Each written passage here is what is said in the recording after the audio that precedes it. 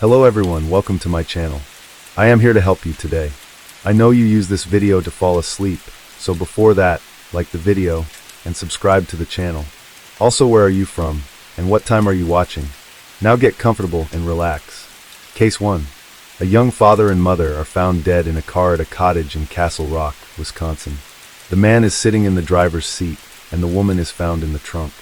Officials arrive and quickly determine that Leslie Howell and Trevor Buchanan have succumbed to carbon monoxide fumes that have been funneled into the car through a vacuum hose, apparently all set up by the deceased pair themselves. Combined, the two young parents had a total of 6 children. 4 were Leslie's and 2 were Trevor's. But the couple was not married. They were not even dating. They had been thrust together by deadly circumstances that neither of them ever saw coming. And with their deaths, the oddly connected couple took secrets with them that would remain unknown for decades to come.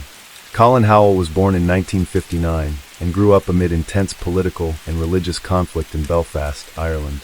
The city was deeply divided between Catholic nationalists and Protestant loyalists. Despite the unrest, or perhaps as a result of it, many of the Irish turned to their religious communities for comfort and security. Colin's parents were no exception. They were evangelical Baptists who aimed to instill the importance of faith in their son. Growing up, Colin attended 3 church services every Sunday and was an active member of a Christian youth organization called the Boys Brigade. As a teenager, he aspired to become a missionary and sought the respect of his fellow churchgoers. However, his deep commitment to his beliefs often set him apart from his peers, leading him to become a loner. While his friends frequented clubs and pubs, Colin stayed home, perceiving such places as sinful. Yet despite his outward godliness, Colin struggled with inner conflicts. And as he grew older, the conflicts became more pronounced. In 1978, at the age of 19, he began buying pornographic magazines, quickly developing an obsession. It's suspected that his inner turmoil and guilt led him to abandon his aspirations of becoming a missionary. By the time he finished secondary school, Colin had decided to pursue a career in medicine, aiming to help people in a different capacity. But he was not academically strong enough to get into medical school, so he opted for dentistry as a more attainable goal. Colin enrolled in a dentistry program at Queen's University in Belfast, where he studied for 6 years. Throughout his time in college, he continued to attend church regularly. In 1980, he caught the eye of a fellow parishioner named Leslie Clark. Born in Plymouth in March 1960, Leslie had 1 brother, and both of them pursued careers in the health sector, with Chris studying anesthesiology and Leslie becoming a nurse. It was during her nursing studies that she met Colin, who was placed at a nearby hospital. The couple was attracted to each other, a case of opposites attract. While Colin was quiet and reserved, Leslie was outgoing and sociable. The two quickly fell for each other and began dating. In 1982, a few years into their relationship, things took an unexpected turn when Leslie became pregnant. The news sent the virtuous Colin into a spiral. An unplanned pregnancy out of wedlock was a significant and public sin, unlike his previous addiction to pornographic magazines, which he could hide. Dealing with this situation would require an act even more taboo than premarital sex, abortion. Faced with the dilemma of abiding by his beliefs and keeping the baby or preserving his godly image and secretly terminating the pregnancy, Colin chose to preserve his image. Although Leslie was hesitant about having an abortion, she feared that Colin would leave her if she didn't do it. So the couple traveled to London, where abortions were legal, to terminate the pregnancy. Then, despite the moral, emotional, and logistical toll that the termination took on the couple, just a few months after they returned, Leslie was pregnant again, landing them in the exact same situation they were just in. With the devout Christian not wanting to admit he was having sex before marriage, Colin pressured Leslie into having another abortion. They returned to London to repeat the procedure. Then, just a few weeks after returning from the second termination, Leslie was pregnant again, back to London for her 3rd pregnancy termination in a matter of months. After Colin graduated from dental school, he and Leslie got married and relocated to Coleraine, a charming village on Northern Ireland's northern coast. Colin secured employment at a local dental practice, while Leslie continued her nursing career. Initially, their life seemed perfect, with stable jobs and a comfortable lifestyle. In October 1984, Leslie gave birth to their first child, Matthew.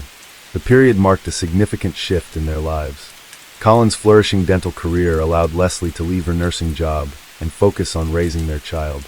The Howells were active members of their local Baptist church, where Colin took on leadership roles, including heading the youth fellowship and volunteering with children's groups. These roles satisfied his desire for religious authority and community respect. But the dynamics at home were less harmonious. Leslie struggled with her new role as a stay-at-home mother, longing to return to her nursing career.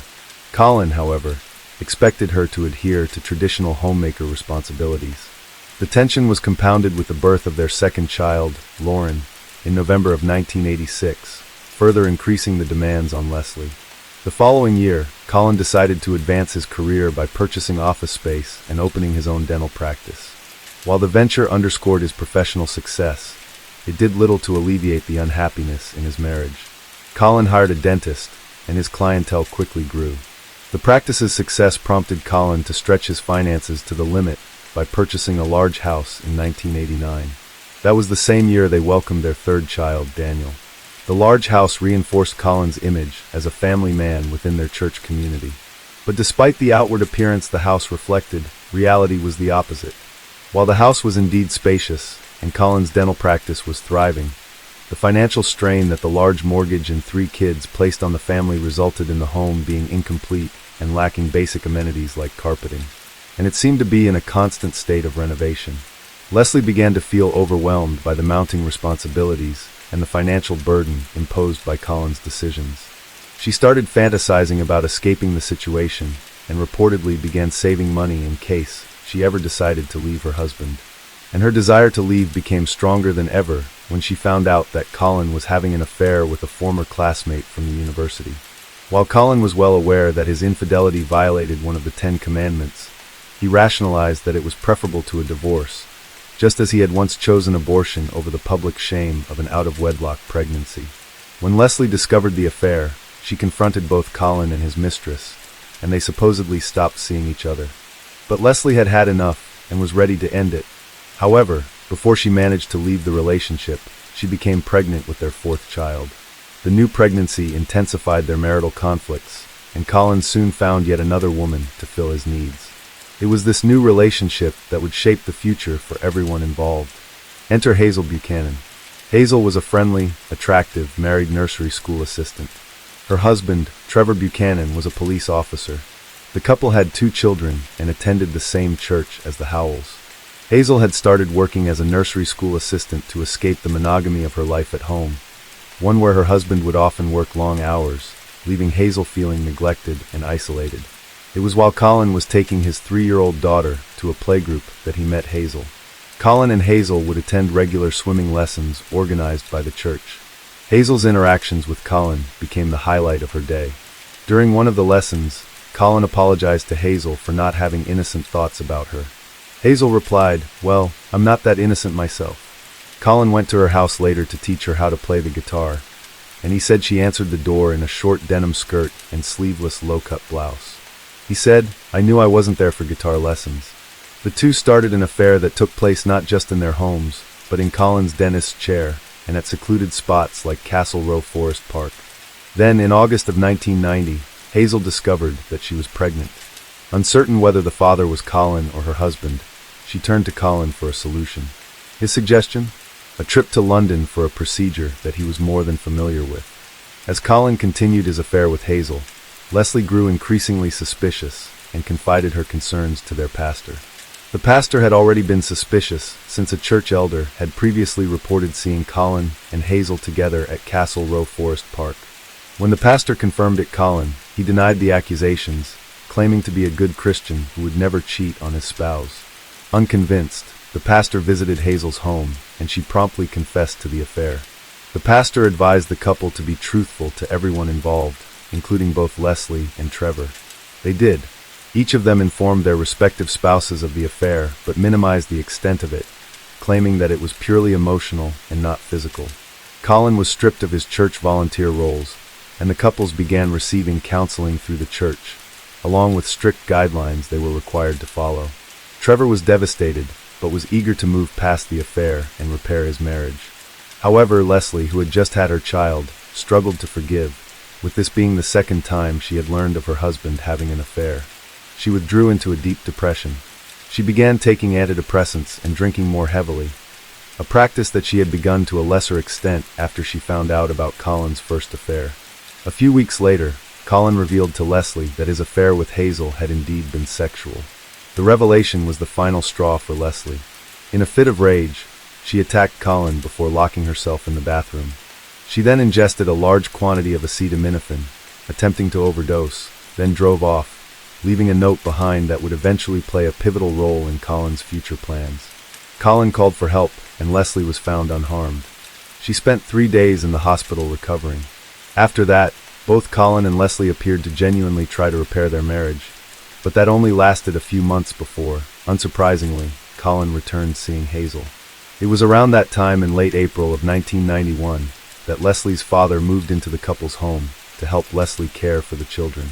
Not long after he moved in, Leslie and Colin returned home from an evening at the theater to find her father, who had been suffering from flu-like symptoms, collapse on the kitchen floor. Emergency responders arrived, but it was too late. Examinations revealed that he had died from a heart attack.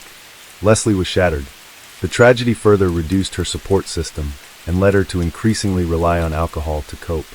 By that point, the couple's marriage was on the brink of collapse, but fearing the public stigma of a divorce, they continued to stay married. That was until Colin came up with a plan. Much like his earlier decisions to conceal premarital pregnancies with secret abortions, he sought another way out. On May 19, 1991, at around 8:30 a.m., a church elder received a phone call from Colin Howell. Colin informed him that Leslie had not been home since last night and that her car was gone. The elder rushed to the Howells' home.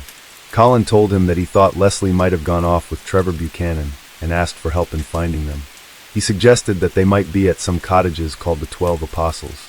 The elder drove to the cottage Colin specified, but didn't see Leslie or Trevor. He returned to the Howells' home and relayed his findings, noting though that he had not checked the garage. So Colin called another church elder asking again to check the cottage. The elder drove to the location and didn't see anyone inside the house, but noticed a car in the garage with its driver's door open. But before he could investigate, he was distracted by what he thought was movement in an upstairs window. Suspecting that it was Trevor and Leslie, he called up to them, didn't receive a response, then returned back to the house to tell Colin. Then, a few hours later, Colin asked the first elder to return to the cottage to check again, this time providing him with the keys to the property. The elder decided to take a police officer with him this time. After searching the home again, they checked the garage. There, they discovered the bodies of Trevor and Leslie. They checked for signs of life, but there were none. Authorities were called to the scene. Leslie's car had been reversed into the garage. Trevor's body was in the driver's seat, and Leslie was in the trunk. A vacuum cleaner pipe was found near Leslie's head, loosely connected to the car's exhaust pipe. In the trunk, Leslie had on headphones connected to a Walkman and was surrounded by family photos. A forensic medical officer pronounced both Trevor and Leslie dead at 2:15 p.m., noting that they had likely been dead for at least 12 hours. Forensic examinations determined that both victims died from carbon monoxide poisoning. That finding, along with the accounts from Colin and Hazel, led authorities to conclude that the deceased pair, distraught over their spouse's affair, made it pact to end it all in the garage of that cottage. But had they? There were several indications that something more sinister may have been at play, starting with evidence that was clearly apparent at the scene, like the position of the driver's seat. The driver's seat where Trevor was sitting was positioned far too forward for Trevor's legs to fit properly. He would not have driven the car in such a cramped position. So, whoever actually drove the car to its destination was likely much shorter than Trevor. Colin Howell was significantly shorter than Trevor. Trevor's legs were so ill-fitting that one of his feet was actually dangling outside of the open car door, which led to another clue. Despite a hose being rigged to pump the deadly fumes into the car, Trevor's foot dangling out of the door meant that the car door was left open, and even the car window was left open as well. An ineffective way to trap fumes in the car. And although the scene was intended to look as though the couple had made a pact to end everything together, why were they separated? It seemed highly unusual that such a pact would result in them being in separate parts of the car. The more likely scenario would have been for them to both be in the front seats side by side. Also suspicious was that Leslie's shoes were only partially on her feet, which would have been a highly unlikely way for her to enter the trunk herself. And then there were the injuries. Photographs of Trevor post-mortem showed that he sustained injuries to his mouth and his nose, and there was blood coming from the back of his head. Colin explained that Trevor had been involved in a minor skirmish earlier, which authorities accepted.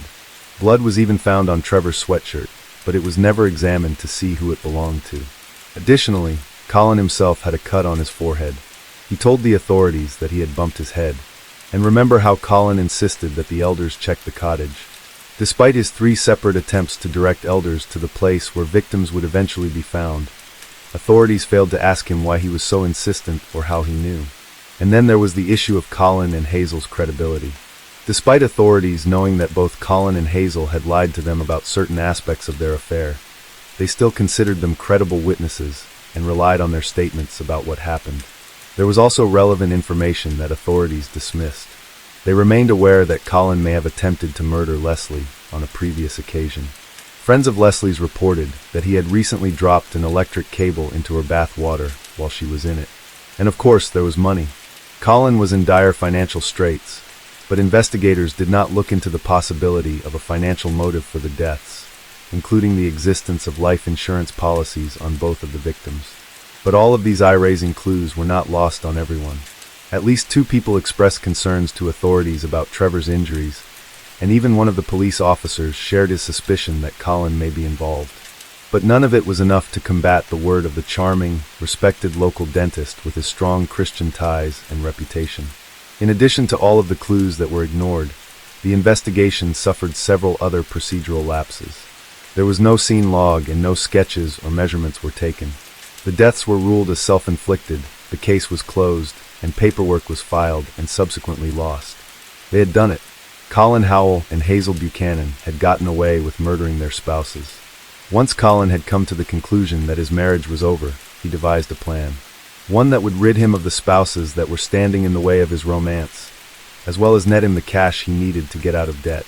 Ever since he had discovered the note Leslie left behind following her ingestion of the pills, he envisioned how he could incorporate it into his grand plan. He finally shared that grand plan with Hazel in the middle of 1991, explaining that the future of their relationship depended on them ending their marriages, but not through divorce. Hazel agreed. Then, on the night of May 18th, the day of his youngest son's 2nd birthday, Colin set his plan into motion. He wedged a hockey stick underneath his children's bedroom door to prevent them from leaving their rooms. Then he waited until Leslie fell asleep in the lounge of their home, which was where she normally slept given the collapse of their marriage. Earlier that day, Colin had cut off the ends of a baby bottle and used the remaining portion to connect a hose to their car's exhaust pipe. Once Leslie was asleep, he retrieved the connected hose from the garage, let it into the lounge, started the car engine, and left the room. But then, concerned that the fumes were not filling the room quickly enough, he came back into the room and tucked the hose under his wife's blanket close to her face. As the fumes began to take effect, Leslie stirred and started to wake up, calling out the name of their eldest son, Matthew. Colin acted swiftly. Holding her down, he pulled the blanket over her head and held it there, making sure she had no opportunity to escape the lethal gas. After Leslie stopped moving and Colin was certain she was dead, he turned off the car engine.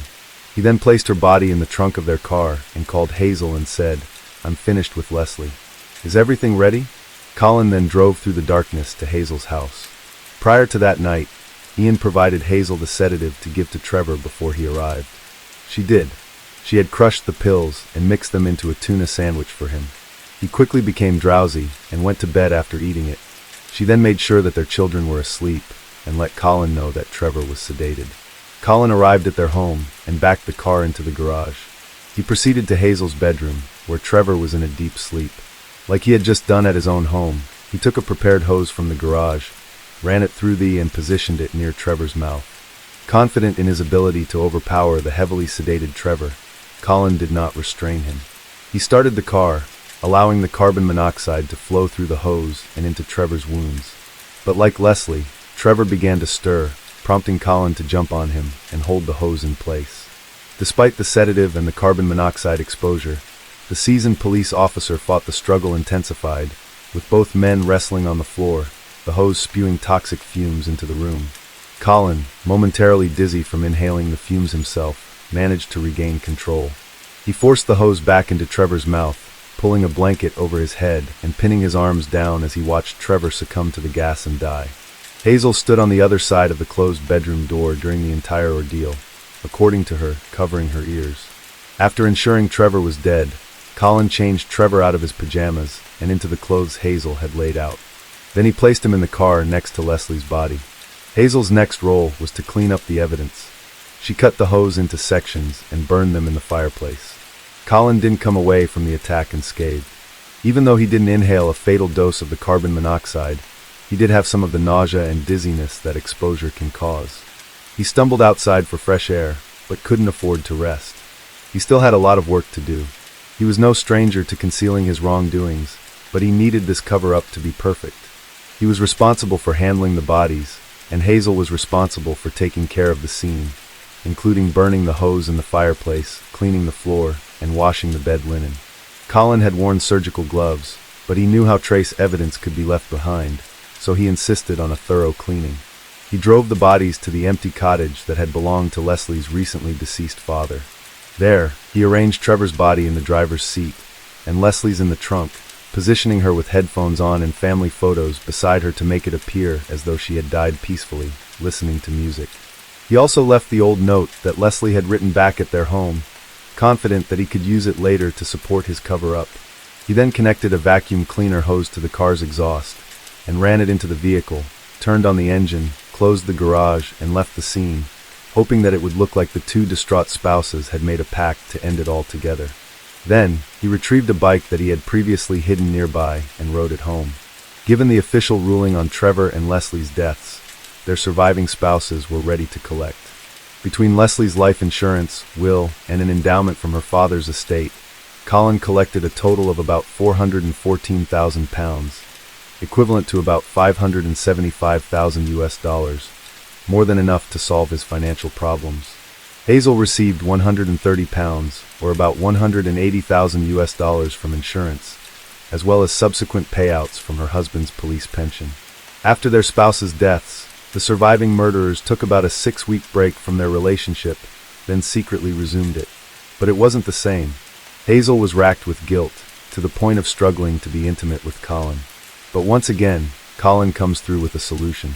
Unwilling to let their romance cool off after everything he had done to be with her, Colin suggested using nitrous oxide, also known as laughing gas, to help Hazel relax. While nitrous oxide is intended to be inhaled in dental and medical settings to relax patients, Colin used it to allow him to be intimate with Hazel without any inhibitions. And he didn't stop there. Recognizing Hazel's growing discomfort, he introduced a more powerful sedative, often used before surgeries. Under that sedative, Hazel would have been incapacitated, classifying Colin's actions toward her during that state as assault. The couple's relationship deteriorated to the point where Hazel began refusing to engage with Colin while she contemplated her next steps. So, it was time for Answer Man Colin to put his thinking cap on again. The solution this time, patience. He decided to assault his patients. Since the sedatives were so effective on Hazel, why not use them to assault his patients, of which he had a plentiful supply? He began administering the powerful pre-surgery sedative to female patients before dental procedures, then groping them while they were sedated and defenseless. Many of his victims were unaware that they had been assaulted due to the memory loss caused by the sedative. But some of them were aware, and they spoke out. At least 6 women came forward with allegations against Colin, highlighting his pattern of abuse.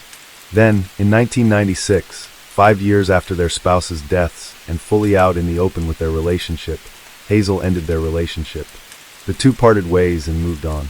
Hazel went on to meet and marry another police officer, David Stewart, in 2005. They lived in a luxury home outside of Coleraine, where she was a regular in the police community's social scene. It was common to see shots of her in glamorous ball gowns captured by the local press at charity dinners. And Colin moved on as well.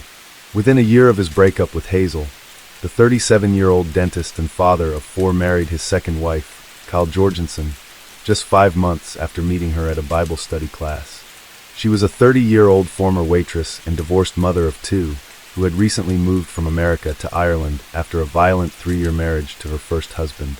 The couple merged families, and within the year, Kyle was pregnant with her first son, Eric.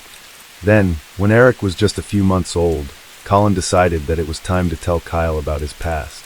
As she was feeding her new baby in the kitchen, he confessed to murdering his first wife and his lover's husband. He also divulged that he was currently having another affair. Kyle was initially horrified and urged Colin to turn himself in for the murders, which he considered. But after talking it through, they decided that for their 7 children, it would be best to keep the family together. They agreed to stay quiet, but Colin's revelation still didn't sit well with Kyle. She asked a church friend what she should do if her husband had done something, not fully disclosing what that something was. The man dismissed her concern and replied, "I don't want to hear it. It's before the cross. You shouldn't tell on other people before that time in their life," referring to the teaching that the sins you've committed before finding God are forgiven. Meanwhile, despite Colin claiming that the affair he confessed to was over, he continued to lead a double life behind Kyle's back. Amidst it all, his dental practice and reputation continued to thrive. He expanded into cosmetic dentistry and implants, both highly lucrative fields, with the public unaware of the good dentist's past and current evil acts.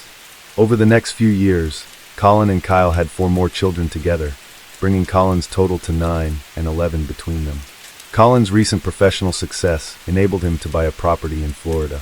He was even able to invest nearly £400,000 in a buried treasure investment where gold was reported to be buried in Philippine caves by Japanese troops in the 1940s.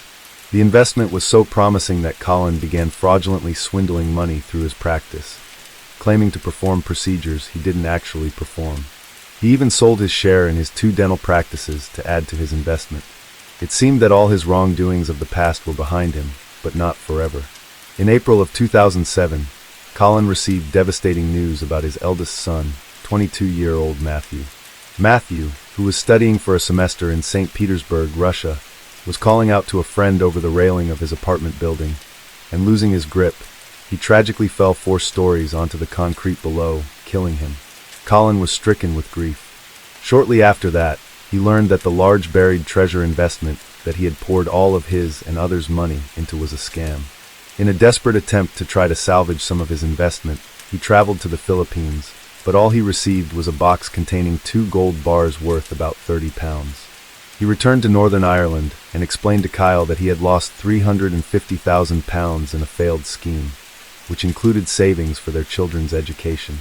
And for good measure, he threw in the admission that following Matthew's death, he had renewed his old affair. And, since he was sharing, he included that he was assaulting women while they were sedated at his clinic. The affair admission would be Colin's 3rd strike, counting his 2nd affair that he had fessed up to back in 2003. Outraged, Kyle kicked the murderous serial adulterer out of the house. Penniless and humiliated, Colin continued working as a dentist, but having lost nearly everything, he began to believe that God was punishing him for his past sins.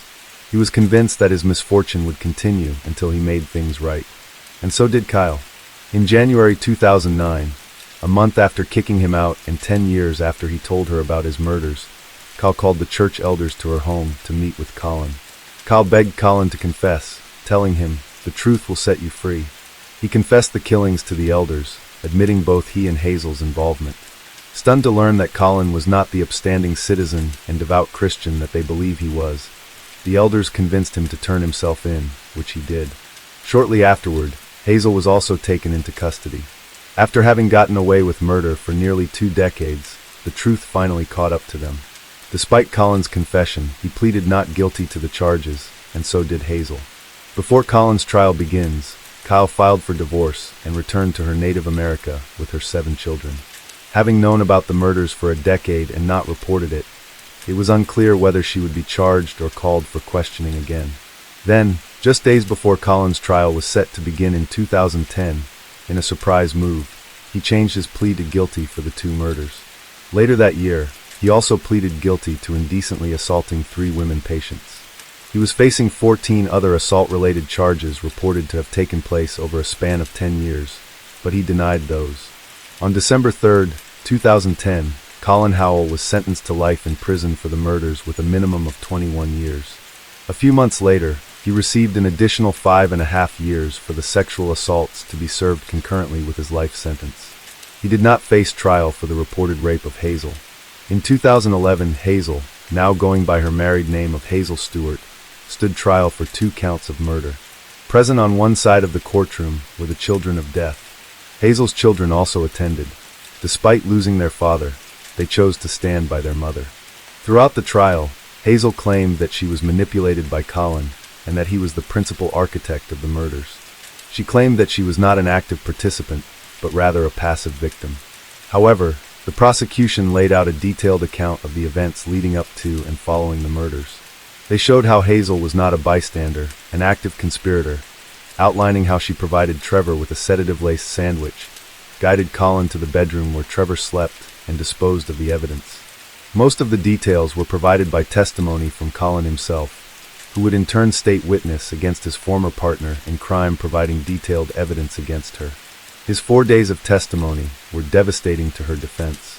He described that while she may not have understood the plan as thoroughly as he did, she never asked him to stop. He said she initially didn't think they could pull it off, but eventually she fully cooperated. He said that her concern was not about the concept, but about being caught.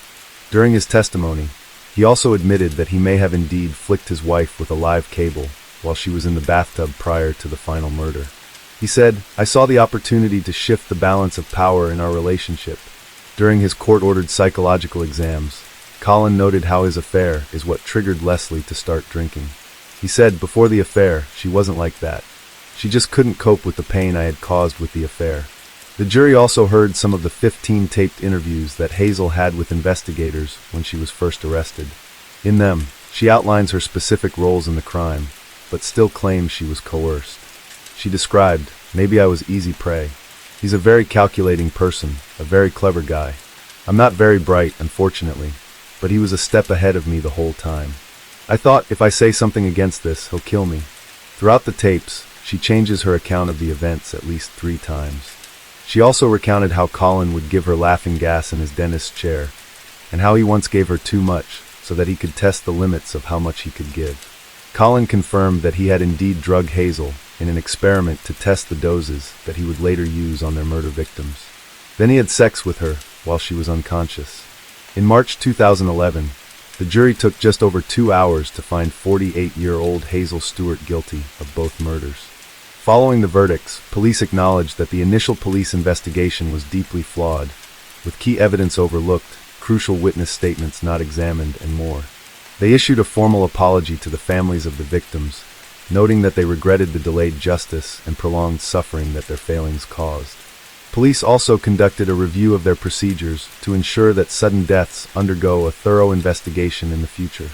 In light of the true nature of Leslie and Trevor's deaths, the death of Leslie's father, which occurred just 12 days before Leslie and Trevor's murders, was called into question. Colin had used Leslie's father's death as a key point in the cover-up of the murders, stating that Leslie was distraught over his death, so it was reasonable to speculate whether her father's death was also orchestrated by Colin as the initial step of his bigger plan.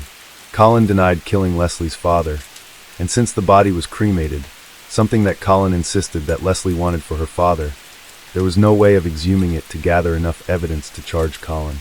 Leslie's brother speculated that Colin may have found out about 212 pounds in Leslie's bank account and hatched the murder plan to get his hands on it. Leslie's relatives believed that her father may have secretly given her those funds to help her escape Colin in the months before she was killed. Leslie had told a friend that she wanted to make sure her husband did not get any money that her father left her, stating that that money is for her and the kids, not for him. For 4 years, Kyle remained under investigation for not reporting the murders during the 10 years that she was aware of them, but she was never charged. Authorities maintained that there wasn't sufficient evidence to provide a reasonable prospect of conviction. Colin Howell is currently serving a life sentence in HMP Maghabury, a high-security prison in Northern Ireland. Now 64 years old, his involvement in religious activities and knowledge of the Bible has gained him trust and respect among the population. Described as a model prisoner by prison staff, they say that he is consistently polite and mannerly, and always refers to officers as sir. They did, however, note that he likes to think he's not one of the regular criminals. They reported how he applied to be the jail's dentist for all the prisoners, but since he's a convicted murderer and no longer has a license to practice, he was turned down. They said he was furious. They noted that while the prison does have a lot of inmates with dental problems, Colin Howell was not the answer. One prison worker noted how Colin suffered a few spankings when he was returned to the general population after temporarily being moved away for his own safety. Colin was also reported to have gotten into an altercation with one of his inmate friends. Both Colin and the other inmate, who was serving a 22-year sentence for rape and murder, were both known for spreading the gospel to other inmates. They were getting along just fine until they fell out after Colin accused the other inmate of scratching his R. Kelly CD. Colin Howell will be eligible for parole no earlier than the year 2030, at which time he will be 72 years old. Hazel Stewart's life in prison has been less publicized, but she continues to serve her time in Highbank Prison in Belfast. In 2013, she appealed her conviction for the murder of Leslie Howell, but it was dismissed. She also tried to appeal the conviction of the murder of her husband, but upon the advice of her counsel that the appeal was groundless, she dropped it.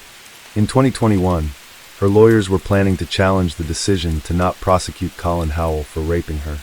If they do end up challenging that decision, and if she were to win, they may appeal her conviction again, arguing that because she was raped, she was not in a fit state of mind to know what she was doing when she participated in the murders.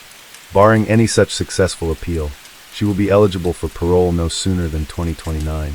This widely publicized case from Northern Ireland was the subject of a book titled Let This Be Our Secret, written by Belfast journalist Derek Henderson. It was later adapted into a Northern Irish television miniseries called The Secret, which aired first on ITV, then on Netflix in 2016.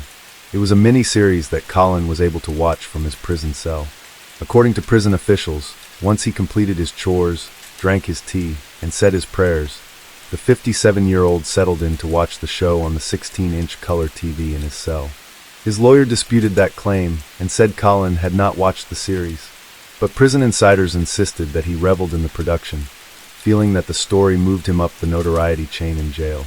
They said that he tries to come off as modest, but they know exactly what he's like. And that's it for this case. What are your thoughts about Colin Howell?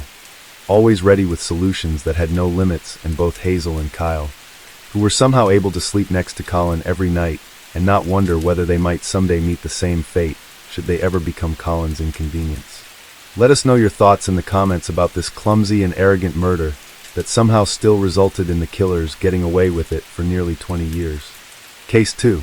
Carol and Stephen Baxter were a loving couple living out their golden years in the seaside village of West Mersey, a town in Essex, England. The couple married in 2000 and had 2 children together, Elena or Ellie and Harry. Carol also had 2 other children from 2 previous marriages. In 2012, the couple came up with an innovative idea, one that they saw a clear need for, but no one fulfilling it. With the ever-growing popularity of standing quadrant showers, they found that no one was making bath mats to suit them. Carol wrote on her LinkedIn page, "You probably purchased a mat to step out onto that isn't quite right. Your mat is either rectangular, square, or even circular, and you just wish somebody had thought of designing one, especially for you and your curved shower." Mat is where Casplash came in. Carol and Stephen founded the company, which sold curved bath mats that fit snugly around modern corner or curved showers, along with matching towels. Carol was the managing director, and Stephen, who designed the rugs, was a fellow director of the company. Stephen was also a top executive at Jones Lang LaSalle, a multi-billion-pound global real estate firm founded in the UK with offices in 80 countries. He was the global lead of operational risk and assurance. In 2015, 3 years into the business, the couple was working hard to promote Casplash and found itself in need of some technical expertise. Through a mutual friend of Carol's, the couple was introduced to an IT consultant named Luke DeWitt. Luke was a slightly weird and nerdy, but friendly young man. He created a website for Casplash and would continue consulting for the business on and off for the next 10 years. During that time, in 2021, Luke's father died. The Baxters had sympathy for the young man and began to take the visibly lonely Luke into their home more often, even inviting him to their family's birthday meals. He was especially close to Carol, who he would accompany on walks and to the gym. They all became very close to the point where Luke described himself as the couple's adopted son. The couple was thriving, and by 2023, 64-year-old Carol and 61-year-old Stephen were self-made millionaires. They began planning how they would spend their golden years together, taking early retirement and downsizing from their 5-bedroom, million-pound home to a bungalow. Carol planned to start taking art classes, and Stephen planned to play more golf. But the art classes and golf would never happen. On April 9, 2023, an Easter Sunday, Carol and Stephen's daughter, 22-year-old Ellie Baxter, had not heard from her parents for 2 days and became worried. She went to their home to check on them and noticed that the shades were still closed, unusual for the middle of the day. She knocked, but no one answered. So, she went around the back to see if she could get a look inside. She could. She could see her parents in the conservatory or sunroom, slumped in their armchairs but not moving. Something was definitely wrong. She immediately called Luke, who lived just a few streets down, and he rushed right over. Hearing Ellie shouting, "They're not moving," and hitting the windows, a neighbor came to help and gave her a hammer to break a window and get in. Ellie called 999, the UK's emergency line, and she, her partner, and Luke entered. Ellie had her 1-year-old son with her as well. On the 999 call, Ellie grew increasingly distressed as they entered the house. She tells the handler, "We need an ambulance right now. She's been poisoned, and my mom's not very well. They're poisoned. They're dead. They're frozen. They're so cold." With Ellie becoming overcome by what she's seeing, Luke takes over the call. "I need to come out, guys. It's their daughter, you can hear." "Yeah, it's absolutely fine. I'm going to go and get help for you now. Just get on the phone with me. Just tell me exactly what's happened and let me know, please, just so we can all go to bed safe." Well, we just turned up to the house and they hadn't really heard from anyone for about a day and a half. So we came round and their daughter got here first, and then they got around to the back, saw through their conservatory that they were sitting in their armchairs not moving, and we smashed the window to get in. I'm all ready to help you now. Just stay on the phone. Thank you. Thank you. Anytime we can wrap up soon. I need to go and be with my daughter. I appreciate it. I'm trying to be as quick as I possibly can, just so I can make sure we've got a helpful response. They've been really well, okay? I'll leave you in the first response hands, okay? All the best now. Thank you. Thank you. No worries. Bye. Emergency responders arrived, but it was too late. The Baxters were dead. Everyone was baffled. Both Ellie and the responders immediately suspected carbon monoxide poisoning. But the fire department quickly ruled that out, as well as any other dangerous toxins. With Ellie still understandably grief-stricken and distraught, police speak with Luke to try to get an account of what happened. "Anna, you say you last saw them on Friday. I got home just before 8, so that's when I left. And me and Steve were just talking about work and the business. Carol can't work anymore. Last year, she's not been able to do anything. So we were just having a chat, but he didn't really feel up to it. I was going to come back tomorrow and check on them again. I'm used to checking on them. They're always popping in, because they wanted this weekend. Then Ellie called me this morning, and I was always, well, I think we're both a bit uneasy. As you would be, understandable. Eddie popped by first, saw the blinds were still down, and immediately panicked. I was meeting them anyway, but Marcus called me, just giving me that they're in the chairs that we're going to be able to buy. So I literally ran from home to here to contact Daniel. Okay. And as soon as I got here, they'd just smashed the back window to get in. Okay, fair enough. So you last saw them alive on Friday. And have you seen them today? Did you go in to see them yourself? I've been in there, yeah. And I went upstairs, and the paramedic asked me to get all Carol's medication this year. She's got a low, because sometimes she'll have various things over the years, all the various operations she's had. I don't know if any of it's valid, but I know Carol. That's right. Yeah, they like to know what people take, gives them an idea of what they're suffering from. She's actually taken. There's quite a few she might take. She has every morning levothyroxine. But sometimes she forgets, and she can take it 6 or 7 times. I know that's a real issue. She doesn't know. She doesn't know. She's taken it loads of times. His statement about Carol forgetting whether she has taken her medication, leading to her sometimes taking it 6 or 7 times, was worrisome. At the beginning of July, over 2 months after the couple was found dead, an autopsy was performed. It revealed the couple had been poisoned. Stephen with a lethal dose of fentanyl, and Carol with lethal doses of fentanyl and promethazine. Fentanyl is a synthetic opioid similar to morphine, except that it's up to 100 times more potent. In the UK, fentanyl is not part of a nationwide opioid epidemic like it is here in the US. In the UK, a prescription for fentanyl can only be obtained in very serious cases where it is warranted. In addition to the autopsy results, authorities also learned that a year prior to the couple's deaths, multiple tacks were found in Carol's digestive tract after being admitted to the hospital for severe abdominal pain. Based on that finding, along with the autopsy results, a murder investigation is launched. Police arrested the 3 people who were closest to the crime: Ellie, her partner, and Luke. Police said that the arrests were to gain comprehensive accounts from them, and that they continue to remain open-minded as to how the couple died. Meanwhile, they continue investigating. They learn more about Carol and the reason she was taking all those medications Luke alluded to. She had been extremely sick for over 18 months leading up to her death. She suffered from Hashimoto's disease, an autoimmune condition that causes fatigue, difficulty thinking, and more. The illness was debilitating and sometimes mysterious. She was on numerous medications and health supplements to try to combat her illness and symptoms, but she struggled to cope with them and wasn't getting better.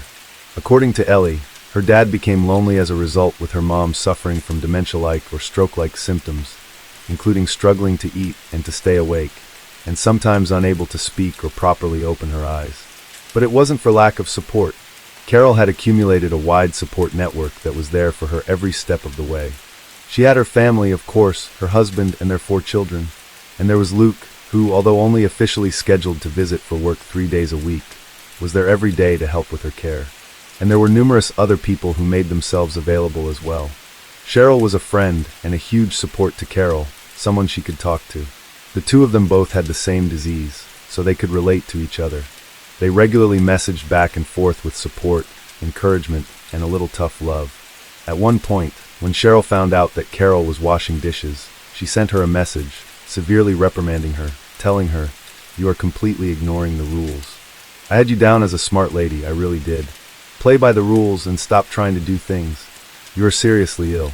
Then there was Cheryl's sister, Jenny, who was a theater producer. Jenny not only supported Carol, but also supported her daughter, Ellie, who had aspirations of being a singer. She worked on arranging for Ellie to participate in a singing competition in London.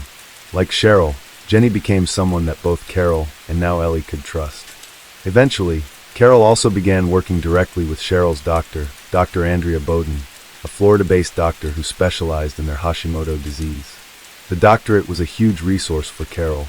Dr. Bowden would direct Carol's medical treatment, including taking numerous supplements, which Luke was a master at administering since he was there helping out daily. Carol affectionately referred to him as her mixologist, with him whipping up smoothies that contained the doctor-recommended nutrients. Luke would take videos of Carol to send to Dr. Bowden to document her condition. Sadly, she seemed to be deteriorating rather than improving, and Carol had others in her network of support, including other patients of Dr. Bowden like Linda, who encouraged Carol to do what Andrea says, or you will have other problems. And Marnie Pantry, who told Carol, "I have my life back. Listen to Andrea. Stop fighting it. I do not know what you are going through, only that we are very similar, and you are stuck in the same phase I was 8 months ago. I was ill, and one day I finally listened." With the ease of communicating via messages, all communications took place either via email or WhatsApp. Carol was, however, finally able to connect with Jenny via phone after only messaging for such a long period of time. "Hi, Carol. It's Jenny. It's Cheryl's sister." "Yes. Oh, so nice to finally speak to you after all these messages we've been doing." The network of those women and others helped Cheryl and her family work through Carol's devastating ordeal. With the autopsy results leading to landing the 3 possible suspects in custody, police moved swiftly to identify the culprit or culprits of the couple's poisoning. And it doesn't take them long. They quickly hone in on several findings that begin to make the culprit obvious, starting with the will. Subsequent searches of the Baxter home led to the discovery of both open and unopened fentanyl patches and a will. The 5-part will suspiciously named the Baxters' dear friend Lou DeWitt as the director and person of significant control of Casplash, and explicitly gave him control of making all business-making decisions. It stated that when their daughter Ellie, or Elena, turned 30, the directorship would split 50-50, but that Elena could not remove DeWitt from his directorship. It also stated that a grant of £60,000 should be given to the company out of the couple's estate to be used for new ideas. That will was drastically different than the original will that the couple submitted to their lawyer 2 years prior. The original will stated that the Baxters' money would be left to their 4 children, and according to the attorney who drafted the original, the new will did not read as a legal document, and that there was no logic to how it was laid out. He said that it appears whoever drafted this document has no idea how a business is run. With the discovery of the clearly fake will, police release Ellie and her partner without charge. They zero in on the person who has suddenly shifted to gain from the will, Luke DeWitt, And the more they dig, the more they find. With DeWitt leaving the Baxters' home at 7:55 p.m. on the Good Friday before they were found, that made him the last person to see the couple alive.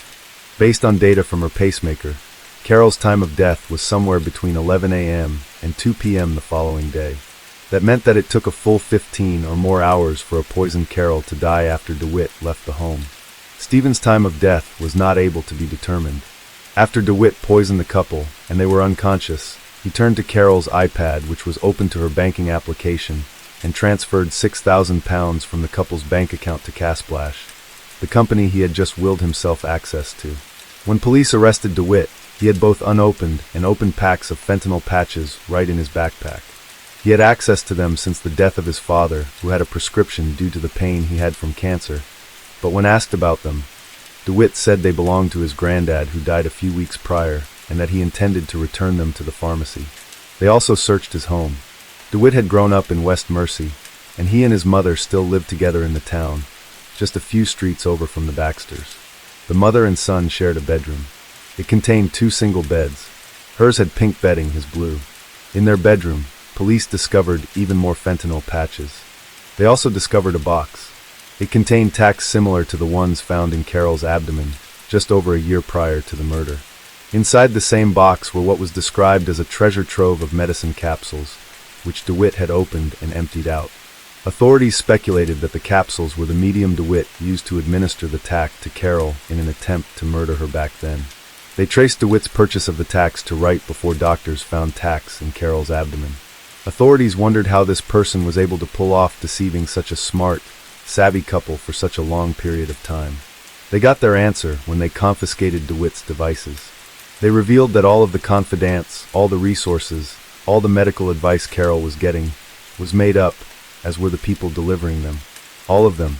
Lou DeWitt had fabricated them all. From Cheryl, to her sister Jenny, to Dr. Bowden, and 20 other distinct fake personas that would communicate with Carol and sometimes her daughter. They were all contrived by DeWitt. There were supporters, medical professionals, fellow sufferers, and more. Some were intended to discredit Carol's real doctor. Others were created to solicit trust, and others were intended to isolate Carol from her children. As with any effective scam, the web of deception was elaborate and extensive. DeWitt had even created a WhatsApp group of fabricated fellow Hashimoto's sufferers who would exchange ways of combating their disease. With all communications happening through messaging, it was all that the Baxters had to go on. They often attempted to connect in person with the people they grew close to. They would arrange meetings, but they would never happen, including one such arranged meeting that led the couple to drive 3 hours to meet one of the friends. And of course, no one showed. At one point, the facade became too hard to maintain through messages alone. Remember when Ginny finally made her audio debut? I'm sure it surprises exactly no one that the recording was actually DeWitt practicing impersonating one of his made-up female personas. It later wouldn't surprise a jury either, which laughed out loud when the recording was played in court. Investigators would also discover another recording he had made to perfect that persona. And while the impersonations sounded ridiculous, their intent was cold and heartless. The fictitious Florida-based Dr. Bowden recommended remedies like kale and flaxseed smoothies, as well as generally advising Carol on what she could and could not do. One piece of advice was for Carol to distance herself from her family. The fictitious doctor wrote, one of the final personas DeWitt created was a Dr. Alan Mandel. Mandel was the persona who recommended a liver detox drink that authorities believed DeWitt used to administer the final lethal dose of drugs. The treatment was made to sound so beneficial that even Stephen agreed to it, along with Carol. He warned them that the drink would not taste nice. Law enforcement had their man, but who was Luke DeWitt? According to those who knew him, he had no interest in his social life, played a lot of video games, and occasionally attended Comic-Con.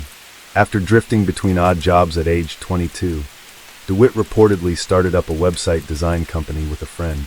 But according to another friend, it was never a proper company, and all they succeeded in doing was creating a logo. Friends were shocked to hear of his arrests, with one friend incredulously checking to see if there could possibly be another Luke DeWitt, figuring they could not be talking about the mild-mannered person he knew. DeWitt was said to volunteer at a soup kitchen and not have a violent bone in his body. His call-in reserve character was clear, even back during his already incredibly polite arrest. so we can interview about the offense, enable any forensics that we need to be done, interrupt any co-defendants, and prevent any loss of damage or any evidence. So we'll be taking you up to chapter custody, and then there'll be a process from there, mate, right? Have you been arrested before? No. Never been arrested, no. No. The process will be explained throughout, obviously with the limited information we've got at the moment, but anything further will be explained throughout the investigation, alright? But one friend, although in agreement about DeWitt's nonviolent demeanor, speculated his motivation may be rooted in his desire to get back at everyone who had written him off, perhaps striving to commit the perfect crime. The friend commented that DeWitt thought he was cleverer than most people, and was sometimes frustrated that friends had moved on to better things. But while his nonviolent demeanor and unassuming character may have deceived everyone, it made no difference to the circumstance he currently faced. It was clear that over a period of at least 18 months, Luke DeWitt had systematically poisoned and brainwashed Carol Baxter, then viciously murdered her and her husband. And while Carol was indeed diagnosed with Hashimoto disease by her actual doctor, she was being properly treated for her condition. But once DeWitt became involved, he and his fake personas persuaded her to ignore her real doctor's advice, and her health began to decline. The personas convinced her that her poor health was caused by the disease and recommended various useless treatments. In reality, her debilitating symptoms were not due to her Hashimoto's, but were in fact due to her long-term exposure to the drug promethazine, which she was encouraged was good for her by the personas. It was determined to be one of the cruelest ways to poison someone, producing symptoms like dementia, Parkinson's, and possibly a stroke. As the investigation continued, authorities learned of the extensive lengths DeWitt had gone to pull off his devastating charade. Although DeWitt claimed to have a master's degree in computer science from the University of East Anglia, according to the university, they had no record of him having ever attended. And in order to gain sympathy, DeWitt had lied to the Baxter family about his own health. He told them he had cancer, and he would complain about constant headaches and fatigue. Ellie would later realize how that was yet another form of DeWitt's emotional manipulation and deceit. To pull off the 20 fake personas he'd invented, DeWitt had accumulated a whopping 80 separate devices.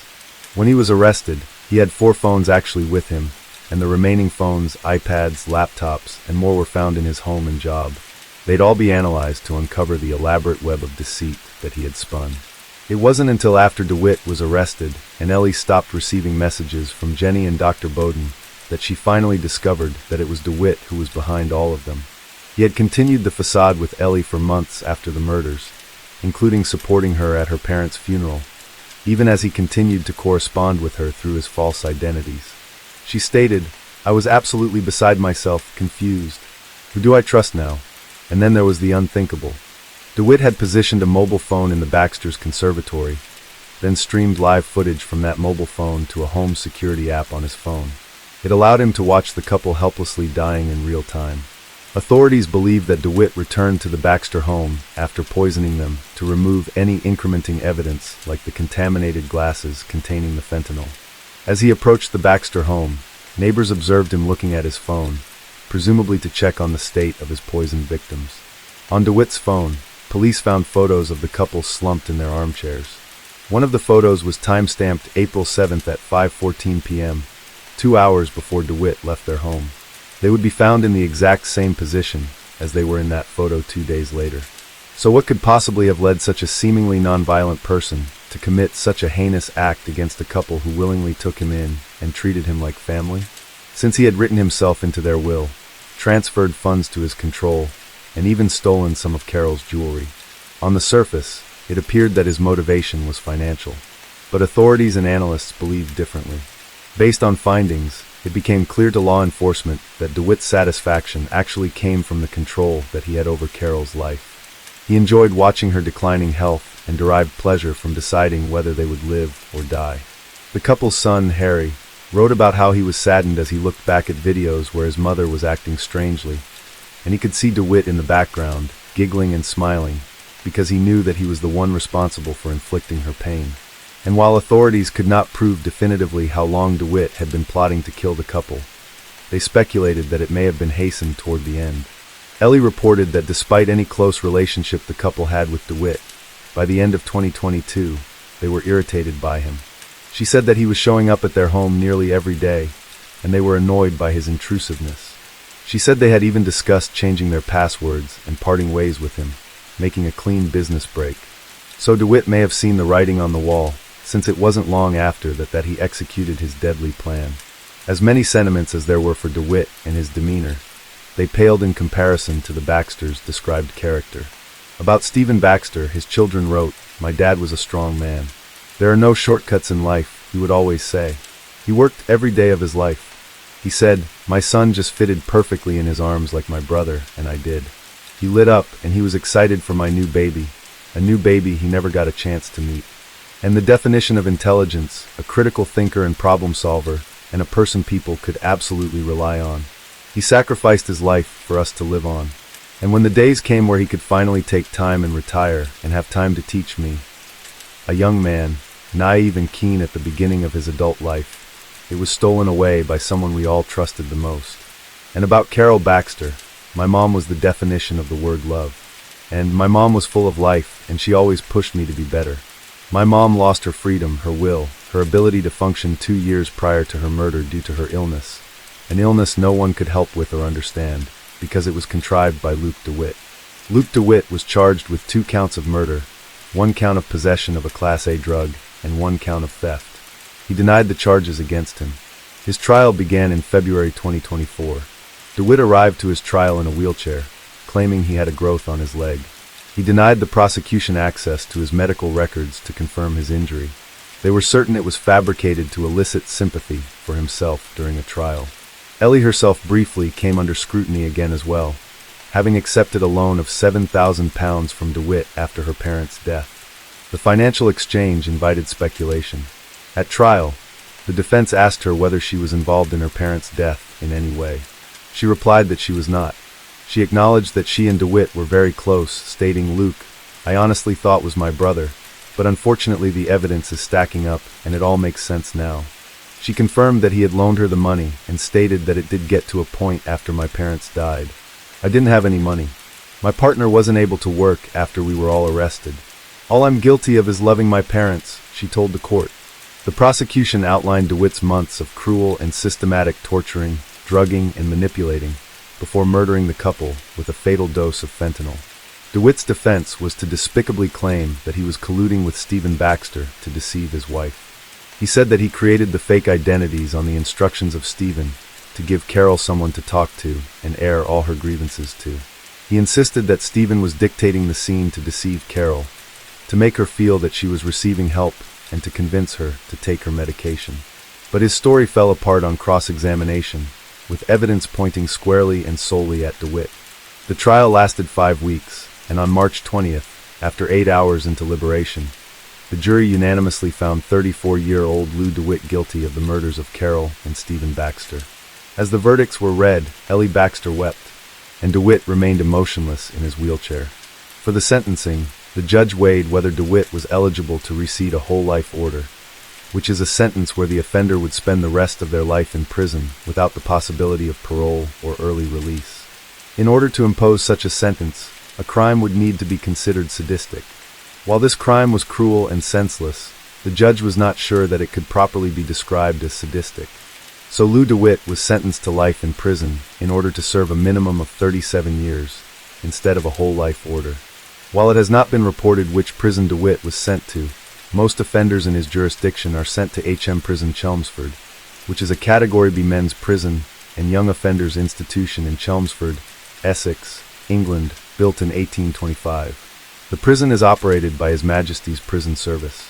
While the prison has a history of poor and unclean conditions, in the past 2 decades it has cleaned up its act. Its current issues revolve around organized gangs, violence, overcrowding, and rampant drug use, with approximately 42% of prisoners failing drug tests. Given that Luke's sentencing was less than a month before the production of this video, nothing noteworthy has been reported in that short period of time. We hope this video did justice to Carol and Stephen Baxter. It's the quiet, unassuming killers that roam among us that are the most terrifying. A detective superintendent from the Kent and Essex Serious Crimes Directorate stated that he considers DeWitt, without doubt, one of the most dangerous men I have ever experienced in my policing career. Given that DeWitt held onto his father's fentanyl packets after he died in 2021, It made authorities wonder how many more murders he planned on carrying out. Case 3. Anna Mariah Wilson was born on May 18, 1996 to parents Eric and Karen Wilson.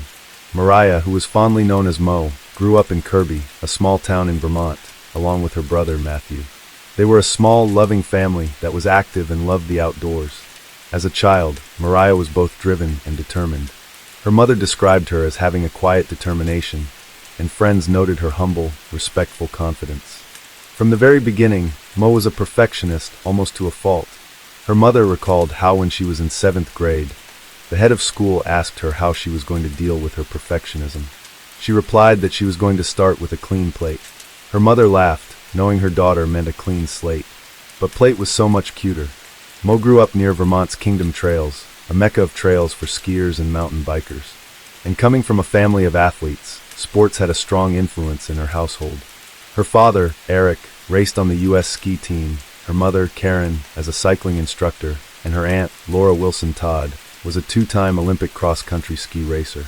And that was the sport that Mo gravitated toward as well. Mo attended Burke Mountain Academy, a private college prep high school in Vermont specializing in training alpine ski racers.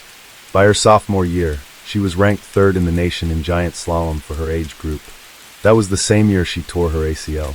She recovered, and after graduating in 2014, she attended Dartmouth College and fulfilled her childhood dream of joining the Dartmouth Alpine ski team. She then promptly tore her ACL again. Believing embracing adversity, she set out to tackle her injury head-on. She began cycling to rehabilitate her ACL and soon discovered a new passion. She wanted to become a professional cyclist. She graduated with a degree in engineering in 2019, and while she joined the corporate world working at the bike designer and manufacturer Specialized, her off time was spent skyrocketing to the top of the professional cycling world. While Mo had done mountain biking when she was a young child, she had never done gravel cycling, which involves riding on unpaved roads of open gravel, dirt tracks, and other compositions. But within 3 years of mountain and gravel bike racing, she had become the winningest professional off-road cyclist in America, known in part for her vicious climbs. Mo went from having never competed at the national level to winning, or coming in second in nearly every highly competitive race she entered, unheard of for someone so new to the sport. Her trainer noted how out of the gate her numbers clocked in at World Cup levels. So in 2022, after over 2 years of COVID pandemic repercussions that allowed her more time to train, Mo took the leap, moved to San Francisco, and quit her full-time job so she could dedicate herself to professional racing. By everyone's account, Mo was poised to become the top bike racer in the country, possibly the world. But to be successful as a professional racer, you have to do more than just win. You need sponsors. Enter professional cyclist Colin Strickland. Colin was popular and well-established in the cycling community, having competed both nationally and internationally, and having raced about 10 years by that point. Born November 7, 1986, Colin Strickland grew up in Johnson City, Texas, on an organic farm. Mo met Colin Strickland in September of 2021 at a bike race in Idaho. With Colin having landed, sought-after sponsors like Red Bull, Allied Cycle Works, Raffi, and more the two connected, with Colin advising her on the ropes of landing sponsorships. At the time they met, Colin was dating a woman named Caitlin Marie Armstrong. Born on November 21, 1987, Caitlin grew up in Livonia, Michigan, where she was known to be friendly, outgoing, and athletic. In high school, she was voted best hair for her class of 2005. After attending a community college, she went on to attend Eastern Michigan University. And after that, she entered the workforce in finance, then switched to being a real estate agent while also teaching yoga on the side as a certified yoga instructor. Caitlin and Colin had met on a dating app in 2019. They began an on-again, off-again relationship that would span 3 years. Caitlin started getting into cycling like Colin. She became addicted to it and began racing on an amateur level. While they had their ups and downs, the couple continued seeing each other. Then, after the historic 2021 winter freeze in Texas resulted in Caitlin's apartment being flooded, the couple moved in together. They also started a business together, restoring old trailers called Wheelhouse Mobile. One of the off-again periods of their relationship happened in October of that year, a month after Colin met Mo. The couple had gotten into it over Colin going on a mountain bike ride with Mo and some other female pro cyclists, and not inviting Caitlin. While Caitlin and Colin were broken up, he and Mo had a brief romantic relationship. Caitlin was also seeing other men at the time as well. Shortly after that, Colin and Caitlin decided to get back together, reverting his relationship with Mo back to a friendship and professional relationship, according to Colin. Less than a year later, on May 10, 2022, 1 week shy of her 26th birthday, Mo traveled to Austin, Texas ahead of a race that was to take place in nearby Hico, Texas, the gravel loca bike race. Mo was favored to win the race. She was staying at the apartment of her friend, Caitlin Cash. Once she was settled in, Mo contacted her friend Colin to see if he wanted to hang out. She texted him, "Do you have plans tonight?" He replied, "Want to go swimming? Maybe swimming in a beverage?"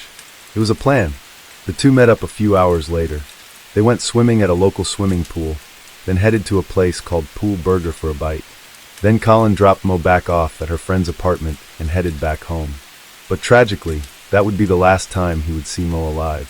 That was at just after 8:30 p.m. Caitlin Cash, the friend Mo was staying with, had been out herself that evening and arrived home about 10 p.m. to the unthinkable. She found her friend lifeless on the bathroom floor. She immediately called 911 as she began CPR. But her friend had been dead over 45 minutes by that point. Police arrived, and the news of the killing began making headlines before police divulged any identities. Police are investigating a suspicious death in East Austin. This happened on Maple Avenue, near East 17th Street. Overnight, a woman called police saying she found her friend inside her house unresponsive, and there was blood near her. When officers arrived, they found the victim had gunshot wounds. EMS provided life-saving measures, but the woman later died from her injuries. Police do not know how long she was inside the home, but did call her death suspicious. It is unclear if a gun was found on scene. Cash shared that the only thing she noticed missing from the apartment was Mo's racing bike. Police would later find it discarded in a bamboo patch near the apartment. Nearby surveillance footage captured a black Jeep SUV with a bike rack on the back leaving the area that evening. Once police learned that Mo was dropped off a few hours earlier by Colin Strickland, they wanted to pay him a visit. Upon arrival at his home the next morning, in his driveway they noticed a black Jeep SUV with a bike rack on the back. They called him into the station, and he readily agreed. Once there, he was cooperative and transparent. He shared the history of he and Mo's 1 to 2 week romantic relationship the prior year. Throughout the interview, he spoke highly of Mo Wilson and her accomplishments, referring to her as the best female cyclist in the U.S. and possibly the world. In contrast, when he referred to Caitlin Armstrong, he described her as a participant at bike races while he was a racer. He reported that he asked her not to ride with him because she holds him back. He also shared how Caitlin was an extremely jealous person to the point of calling Mo multiple times, telling her that Colin was her boyfriend, not Mo's, and to stay away from him. He said her jealousy was the source of countless arguments. He shared that after he and Caitlin got back together, he continued to keep in touch with Mo professionally, but had to delete any text messages they sent, and save Mo's number under a fake name to avoid conflict since Caitlin had blocked Mo and other women's numbers from his phone in the past. He also acknowledged that he did not disclose to Caitlin that he was out with Mo the night of the murder, and even lied to her, telling her he was elsewhere. He told them that the Jeep in the driveway belonged to Caitlin, but that she was not aware of where Mo Wilson was staying. And he told police that he had bought handguns for both he and Caitlin after Caitlin had expressed concern for her personal safety while cycling alone. So now, they want to have a talk with Caitlin Armstrong. And as luck would have it, police discover that there's an outstanding arrest warrant for Caitlin Botak's treatment without paying. After her procedure, she had left her maxed-out credit card with an employee, saying she would get another card from her car, but she never returned. Police brought her in on that warrant. Caitlin Armstrong was not cooperative during the interview. Typically, innocent people are eager to share their lack of involvement and clear their names, but not Armstrong. It raised law enforcement's suspicions even further.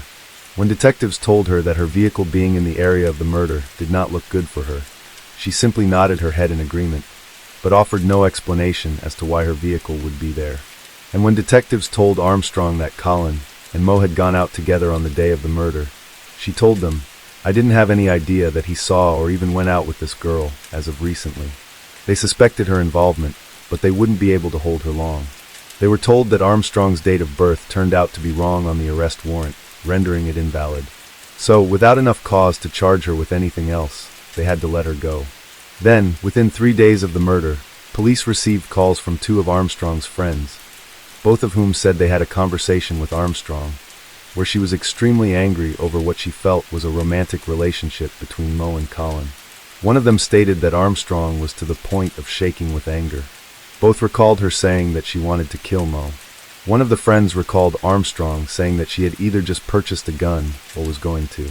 Neither took the threat seriously, attributing it to Armstrong's extreme emotional state at the time. Despite Colin's claim that he and Mo were only involved romantically during his breakup with Caitlin, evidence and statements start pointing toward more of an on-again, off-again relationship, at least around January of 2022. That is the time frame when Armstrong had the rage conversations with her friends about Colin seeing Mo. It's when she requested a gun from Strickland, and it's when Mo sent the following text to Strickland, which included, "This weekend was strange for me, and I just want to know what's going on.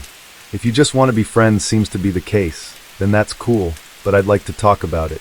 The next day Colin replied, "Caitlin came along to go to a meeting about the Sprinter Spartan Hotel project." In hindsight, this was not a good idea.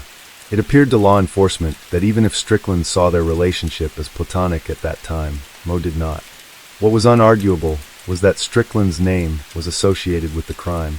He acknowledges much by posting a statement on social media expressing, "There is no way to adequately express the regret and torture I feel about my proximity to this horrible crime." That proximity acknowledgement triggered several of his sponsors to promptly drop him. Based on all the findings and evidence accumulated over the next few days, as well as later court testimonies, law enforcement was able to establish a clear picture of how the evening transpired. After Mo and Colin went swimming to cool off on the 80-degree day, they stopped to eat at Pool Burger, where they were seen on the restaurant's surveillance camera. Their neutral interactions appeared to reflect the strictly platonic relationship they were having at the time, just as both Mo's family and Strickland maintain. After eating, Strickland drove Mo on his motorcycle to her friend's home. He dropped her off at 8:35 p.m., then left for home. 1 minute later, he pulls over and sends a text to Armstrong. "Hey, are you out? I went to drop some flowers for Allison at her son's house up north, and my phone died. Heading home unless you have another food suggestion." Then, a minute after that, a neighbor's Ring doorbell camera captures Armstrong's black Jeep SUV pulling up to and stopping at the home where Mo was staying. Shortly after that, the Ring camera shows the Jeep leaving. Turns out Armstrong actually did know where Mo was staying. She was using a fitness app called Strava, which cyclists use to track their bike ride data. It allowed Armstrong to track exactly where Mo was staying. Armstrong also had access to Strickland's Apple laptop login and password, and police documents speculate that she may have been reading his messages and knew exactly what the pair was up to. Evidence showed that Armstrong was actually following the pair for at least part of their outing. After Strickland dropped Mo off, Armstrong made her way into the home. She then shot Wilson twice in the head, and then a few moments later, stood over her and shot her again in the heart. One of the bullets also pierced her hand, which the medical examiner determined was likely the result of Mo putting her hands up to try to shield herself. Within minutes of dropping Mo off, Strickland was seen on his motorcycle some 8 miles away, logistically clearing him from any involvement in the shooting. He had arrived home shortly after 9:21 p.m., and Armstrong was not there. When she arrived home later that evening, she was neither frazzled nor acting strange. She did, however, aggressively initiate intimacy with him, exhibiting unusually forceful behavior that he didn't mind at the time, but in hindsight, says he feels traumatized by. The next morning, when detectives visited Strickland and he learned Mo was murdered, he was shocked. When he next saw Armstrong, he told her that he had been out with Mo, but uncharacteristically, she was not upset. He asked her if her car was near the scene of the murder, like detectives had described, and she told him she was at a waxing appointment, a yoga class, and a healer. He said she vanished a couple of days later. Testing of the bike that was discarded near the home revealed DNA on its handlebars that highly likely matched Armstrong's. Law enforcement speculated that Armstrong either threw it there to make it look like a robbery, or she considered the bike a symbolic representation of Mo's livelihood or something dear to her, and she wanted to take that away from her. Law enforcement also discovered that on the night of the murder, Armstrong's phone was not connected to any cell network, indicating it was likely either off or in airplane mode. Police were confident it was intentional, noting that in this day and age, if your phone is either off or not connected to a network, you are likely either the victim of a crime or committing one. A silent phone actually speaks volumes. And ballistic testing revealed that the gun Strickland purchased for Armstrong had a strong likelihood of being the murder weapon. Armed with the evidence they gathered up until that point, on May 17th, 6 days after the shooting and 5 days after Armstrong walked out of the interrogation, a warrant for her arrest was issued for the first-degree murder of Anna Maria Wilson. But they were too late. Caitlin Armstrong had fled and was nowhere to be found.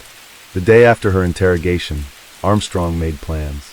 She sold her black Jeep to CarMax for $12,000, lending her a nice pot of cash, and that appeared to just be a supplement.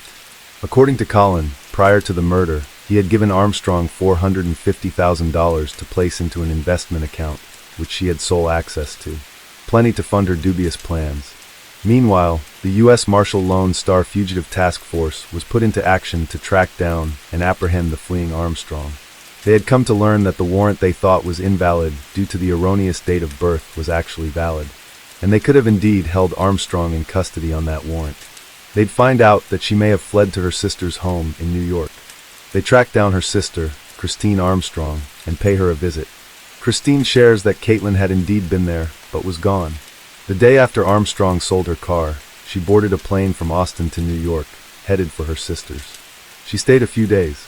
Then Christine dropped her off at the Newark, New Jersey airport to board a plane back home to Austin.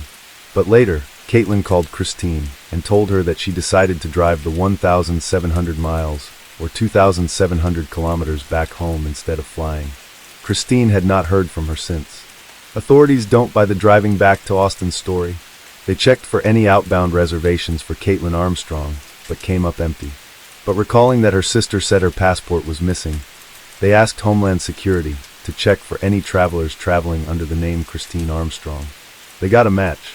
A Christine Armstrong boarded a one-way flight to Costa Rica. Caitlin Armstrong had used her sister's passport to flee to Costa Rica. Armstrong arrived in Costa Rica with a head start evading authorities. They were tracking her down remotely based on intel, but would not arrive to the country for a month. By then, in addition to Armstrong's original murder charge, unlawful flight to avoid prosecution was added, and the for her capture was placed at $21,000. Intelligence revealed that Armstrong was staying in hostels in Costa Rica, which didn't narrow the scope very much since there are an overwhelming number of hostels in the country. They then received a tip that Armstrong had connected with an American businessman there, so they called him. He originally hung up on them thinking they were either telemarketers or scammers. But after the third attempt, they were able to identify themselves as U.S. Marshals and explain that they were looking for a fugitive named Caitlin Armstrong. They sent him a picture of her while they stayed on the line. He confirmed that that was the person he met at a yoga studio in Joko, but that it didn't look exactly like her and that she was going by the name of Beth. He told them they could find her at a particular yoga studio in Joko. Detectives arrived in Costa Rica hopeful. They canvassed the Joko area and sifted through hours of surveillance video, but they came up empty. Then they got one more lead. It was in a small village on the Pacific coast called Santa Teresa. The town was tiny and full of American tourists, many of whom to the detectives' dismay resembled Caitlin Armstrong. When detectives arrived, they immediately spotted several women who looked like they could possibly be her. It was going to be tougher than they thought. Detectives made numerous acquaintances and had people contacting them for any sightings. They encountered a local restaurant owner who hailed from New York. He knew Armstrong, but said she went by Ari, one of the numerous aliases they discovered. She had told him that she was trying to establish herself there as a yoga teacher. The restaurant owner had noticed a bandage on her face, which she told him she got from being hit by a surfboard, a reasonable cause, but they still couldn't track down Armstrong. So detectives got clever. They placed several ads, posing as a hostel looking for a yoga instructor. It seemed promising, but after a week of no responses, it was time to throw in the towel. They left the small town and returned to San Jose, preparing to head back to the States. But before they could actually head out, they got a hit on the ad. A yoga instructor who was working at a hostel in Santa Teresa said she was interested. So they rushed back to the small town and to the hostel where the yoga instructor was said to be staying. They sent in a single detective to avoid scaring her off and to get a good look at her to confirm her identity. He pretended to be a tourist, and to throw her off, he only spoke to her in Spanish. That required her to pull up Google Translate on her phone. So each time she would be reading her phone, the detective would take the opportunity to get better look at her. She had a bandage on her nose, and her lips looked bigger, but her eyes were identical. It was her. On June 29th, 43 days after Caitlin Armstrong led authorities on a manhunt, she was arrested. She would be extradited and returned to jail in Texas, where, clearly a flight risk, she would be held on a $3.5 million bond. Turns out those bandages, the swollen lips, the hard time they were having finding her, was because she had started getting plastic surgery as soon as she arrived in Costa Rica. In addition to having cut and dyed her hair brown, Armstrong spent over $6,000 on cosmetic surgery. In a locker at the hostel she was staying at, along with her sister's passport, they found a receipt for both a nose job significantly altering the appearance of her nose and a brow lift. Knowing she was a wanted woman, Armstrong tried to avoid taking the mandatory before and after photos, but the doctor performing the surgery insisted. Those photos would later be used in court, along with their conversations about her reluctance. 34-year-old Armstrong had used several fake names and stayed at various hostels to evade capture. She also began dating a man named Teal Ackerson. They went on a handful of dates, with Teal noting that Armstrong typically preferred to go to secluded places, which made sense to him once the truth was revealed. After he found out who she really was, he said that he had not recognized her from the photos put out by U.S. Marshals because she looked that different. While the spotlight was on the brazen fugitive who so callously murdered, then set out to protect her freedom in the most extreme manner possible, the focus deserved to be on the unique rising star whose life impacted so many around her. The cycling community and Mariah's friends and family mourned the tremendous loss of the woman who used whatever position she had to make a difference in whatever way she could. She wanted to do more than just win races. Trying to figure out, how can I make this more than just about that? How can I inspire people? How can I give back to the cycling community? How can I bring more people into the sport? How can I make it more inclusive? Whatever it may be, all that stuff is really important to me, I think, and I want to find meaning and purpose in cycling that goes far beyond the results. Her community mourned their unspeakable loss. The potential, the kindness, the person. On October 11, 2023, over a year after she was arrested and a few weeks before she was set to stand trial, Caitlin Armstrong escaped. She started by spending months vigorously training in her cell and throughout the facility, much of which was captured on jail video footage. Then, she executed her meticulously planned escape by faking a leg injury that would get her from her jail cell to an outside doctor's office in town. Authorities believe she chose to fake a leg injury so that she wouldn't have to wear leg restraints. Once the appointment was over and they were walking out to the transport vehicle, she managed to bolt away from the two officers who were escorting her. She ran more than a block and tried to scale a 6-foot wall, but failed. Officers were able to yank her back to the ground after her striped uniform pants slipped off while scaling the wall, revealing thermal pants underneath which she wore, planning to blend into a crowd once she escaped. The officers both sustained minor injuries to their arms and knees, resulting in a new felony charge of escape causing bodily injury. The charge would be dismissed a few days later. Caitlin Armstrong's trial began on November 1, 2023. Prosecutors laid out a graphic timeline of events that led up to the deadly shooting, starting with Armstrong logging into Strickland's email and Instagram accounts, all the way up to her standing over Emma Wilson as she ended her life. They outlined her time on the run, including presenting the receipt for her plastic surgery, along with evidence of Google searches like, and whether her phone could be tracked if she didn't make phone calls. All were consistent with her trying to evade capture. But defense argued that they had no direct evidence linking Armstrong to the murders. No one saw her committing the murder. Surveillance footage never showed her entering or leaving, and they argued that the ballistic evidence was not definitive. They claimed their client was trapped in a nightmare of circumstantial evidence, and that law enforcement had a theory of what happened and sought out the evidence to fit it. They argued that the reason she fled and tried to disguise her identity was that she was scared of her boyfriend. It was split. Colin Strickland was called to testify and was less than accommodating. At a time when it was time to fight for justice for M.O., he was typically uncooperative and aloof on the stand, even described as arrogant. Most reports speculate due to his cycling career being over. Apparently frustrated, there were even instances where he was rude and aggressive to media, first shoving a cameraman's camera, almost making him drop it, then later going out of his way to step on the cameraman's foot, which didn't imply any guilt, but did not present well for Strickland, personally or professionally. After a 2-week trial and 2 hours of deliberation, the jury found 35-year-old Caitlin Armstrong guilty. The same jury would convene to determine Armstrong's sentence.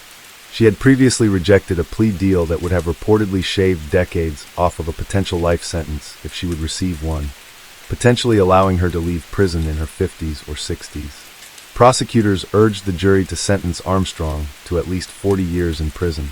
The jury returned the next day, handing down a sentence of a whopping 90 years in prison, well beyond the time recommended by the prosecutors. She was also fined $10,000. She would be eligible for parole after serving at least 30 of those years in the year 2052. Her current release date is scheduled for July of 2112, when she would be 124 years old. Caitlin Armstrong is currently serving out her sentence at Dr. Lane Murray Unit, a women's prison located in Gatesville, Texas. At the making of this video, it has been 6 months since she was sentenced and little is known about her experience there. It is known that Murray is one of the many prisons in Texas, and its unbearably hot summers that does not have air conditioning. So there's that. A month after Armstrong was sentenced, her new attorney filed a motion for a new trial claiming that her previous attorneys did not present enough character witnesses to demonstrate Armstrong's traumatic childhood. The motion also claimed that she was pregnant about the time she was arrested. Her new attorney claimed that had more witnesses testified about Armstrong's traumatic life, and had they known she was pregnant around the time she was arrested, her punishment might have been less severe. The court filing did not state who she was pregnant by, what happened to the pregnancy, or any evidence supporting it. Many speculated that it was yet another attempt by the convicted murderess to avoid facing the consequences of her selfish, brutal act. Colin Strickland has essentially vanished from the public eye. After extensive research, we couldn't find any evidence of whether he continues to race or not. But regardless, any public information about him during the 6 months that have passed since he is non-existent. A few months after Mo's death, at Keens Trails in East Burke, where Mariah spent so much time biking and skiing, a trail was built in her honor, called Mariah's Ascent. The trail was a collaborative effort from numerous diverse groups of volunteers who donated hundreds of hours to honor Mo.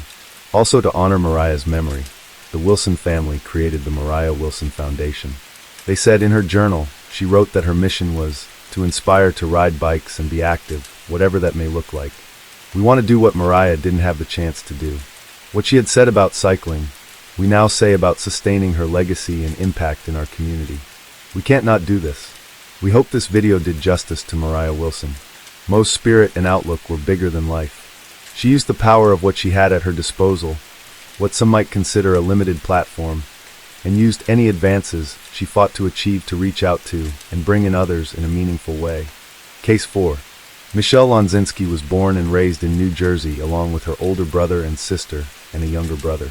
It was when Michelle was 16 and visiting her older brother in the nearby city of Walker, New Jersey, that Michelle met and began dating George Wiltsey. A year later, on August 6, 1985, when Michelle was 17, the pair welcomed a son, Timothy, who the family lovingly called Timmy. The relationship quickly crumbled, however, and 6 months after having Timmy, Michelle and the baby left and moved in with her sister in South Amboy, New Jersey. Having dropped out of high school, Michelle would take on various low-paying jobs, sometimes 2 at a time, and eventually move out of her sister's home and into her own apartment. Juggling work, her social life, and her son, Michelle struggled, relying on family and friends to help her watch young Timmy, and facing disappointment from 2 serious relationships who ultimately decided they were not ready to become stepfathers. At the beginning of 1990, when Michelle's sister and brother-in-law, who were her primary source of child care help, moved to Florida, it became even more difficult for Michelle. She was late for work often and bring Timmy with her sometimes, and once Timmy began school himself, he was also tardy or absent frequently, with the school reporting 63 tardies and 25 absences in his first year. But despite the challenges Michelle faced, she was widely regarded as a loving, caring mother who was devoted to her young son, making sure he had everything he needed, saving up enough money to send him to St. Mary's private school for his kindergarten year, and taking him on vacations and special outings whenever she could. It was on one of those outings that the sinister basis of this story began to take shape. It was Friday, May 25, 1991, the start of the Memorial Day weekend. 23-year-old Michelle Lonzinski, had made plans to take 5-year-old Timmy to the local carnival that was in town in nearby Sayville. The plan for the day was to take Timmy shopping to pick out clothes that would go with the kindergarten graduation gown Michelle had just purchased for him the week prior. Michelle planned to complete the shopping in the morning, then take both Timmy and her infant niece to the carnival in the evening. When evening came around, however, Michelle headed to the carnival without the infant niece and without calling the infant's mother. She arrived at the carnival at about 7 p.m. that evening. Sometime around 7:30 p.m., Michelle ran into her 13-year-old niece, Jennifer Blair, along with Jennifer's friend. Michelle was looking around frantically and told the girls that she'd lost sight of Timmy when she went to concessions to buy a soda. The three soon reported that the boy was missing to the Sayville police officer on site at the carnival. Recognizing the urgency of the situation, the officer called for backup. Additional officers arrived and joined in the search for the missing boy. The carnival was shut down, and despite exhaustive search efforts by the large volume of police officers, firefighters, trained dogs, and numerous volunteers that joined in, there was no sign of Timmy at the carnival or in the surrounding area. The search continued until 2 a.m., when it was finally called off for the night. The search for Timmy resumed the next morning at 5:30 a.m., with over 300 people searching the park and surrounding neighborhoods. Helicopters and diving units were deployed, leaving no stone unturned. By noon, the Sayville Police Department was convinced that given their exhaustive search, the boy was not in the park and there was nothing further they could do. So they called off the search. Police had already searched Michelle's car the day of the disappearance in search of any clues, but found nothing. They searched it again this second day, along with her home, still finding nothing. 4,000 flyers were circulated throughout the community, and police continued to follow up on leads called into the station. Timmy's father, George Wiltsikitz, ruled out as a suspect since he was at home in Iowa at the time. Police interviewed carnival workers and visitors from that day to see if anyone recalled seeing the boy. 2 witnesses, as well as a group of teenage boys, were confident they saw someone who matched the description of Timmy before the time of the disappearance. One witness said she saw and even had a conversation with Michelle prior to the disappearance, and there was no one with her. Police searched Michelle's apartment, but like with her car, found nothing helpful. They also placed a tap on her phone to record the phone numbers of all incoming calls. They interviewed her former boyfriends, Timmy's father, and anyone of interest. Timmy's face appeared on milk cartons displaying missing children, and he was even featured on America's Most Wanted twice, including just days after his disappearance. Police are initially baffled by this child disappearing among such a large crowd of people undetected, but once they begin interviewing Michelle, they begin to form suspicions. Michelle originally reported to police that at about 7:15 p.m., she left Timmy by the side of a trailer while she went to buy a soda from concessions. Then when she turned around, he was gone. She also gave police an account of their activities prior to going to the carnival, which included playing kickball and visiting the petting zoo at Homedale Park that afternoon. However, according to the Homedale Park police, the lot where she said they parked was closed that day. Police interviewed friends and neighbors, and couldn't find anyone who had seen her son that night. The last time anyone who knew him had seen Timmy was around 11 a.m., on the morning that he disappeared. When police interviewed Michelle about a week after the disappearance on June 4th, she reiterated her account that she lost sight of Timmy when she went to purchase a soda, and that she had no idea where he was. But when they interviewed her again just 2 days later on June 6th, while she began by stating she didn't know where Timmy was, after a few hours she changed her story. She reported that she saw an older man take Timmy off of a ride and walk into a younger man. She said she yelled out, but the older man told her to stay away or the boy is going to get injured. The detectives pressed further and she said, "You wanted to hear something, so I told you." She returned later that day and said she made up the story. That would be just the beginning of a bizarre string of stories. With her changing story, police focused in on Michelle. They called her back in the very next day for further interrogation with the same detectives, and she didn't disappoint. This time her account changed even more dramatically. She told detectives that while Timmy was on a ride at the carnival, she was approached by a woman whom she knew by the name of Ellen. She said she knew Ellen because Ellen used to cash welfare checks at the bank where Michelle had worked as a teller a few years back. She claimed that she was also a go-go dancer at a local club.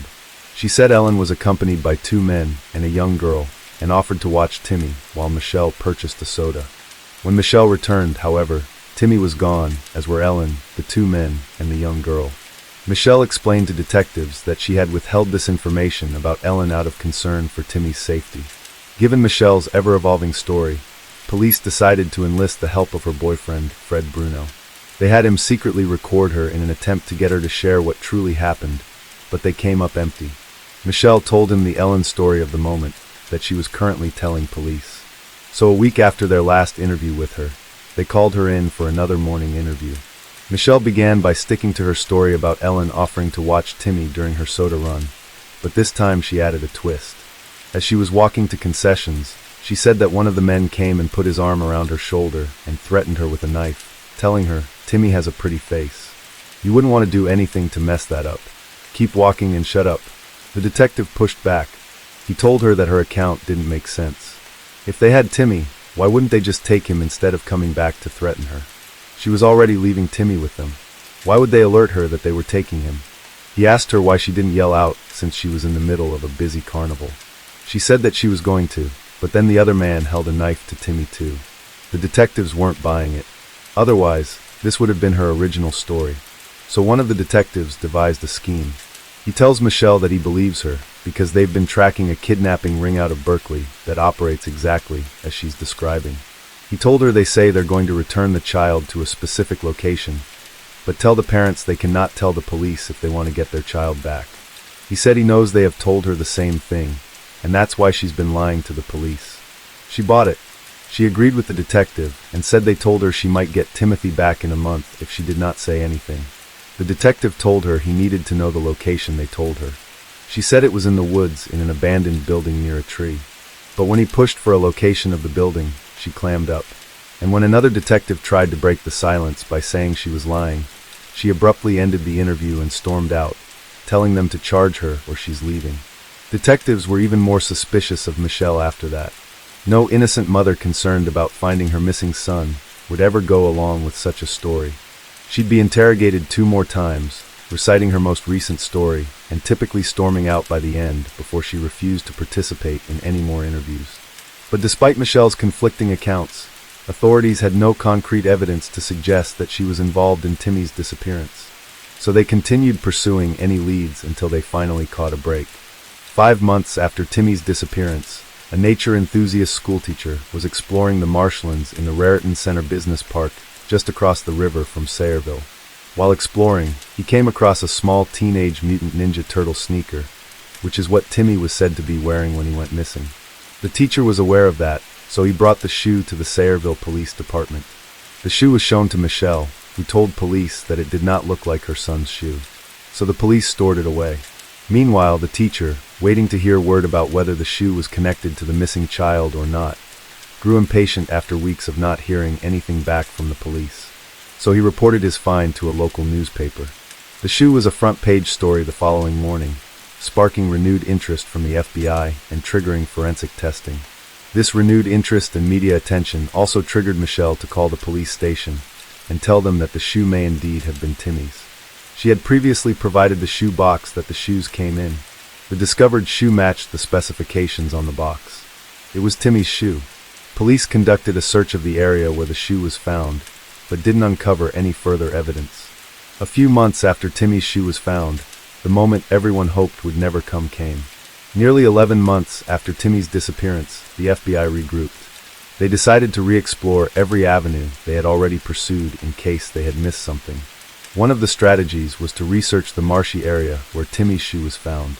And to everyone's surprise, nearly as soon as the search began, they found the matching shoe, just 30 yards from where the first shoe was found 6 months earlier.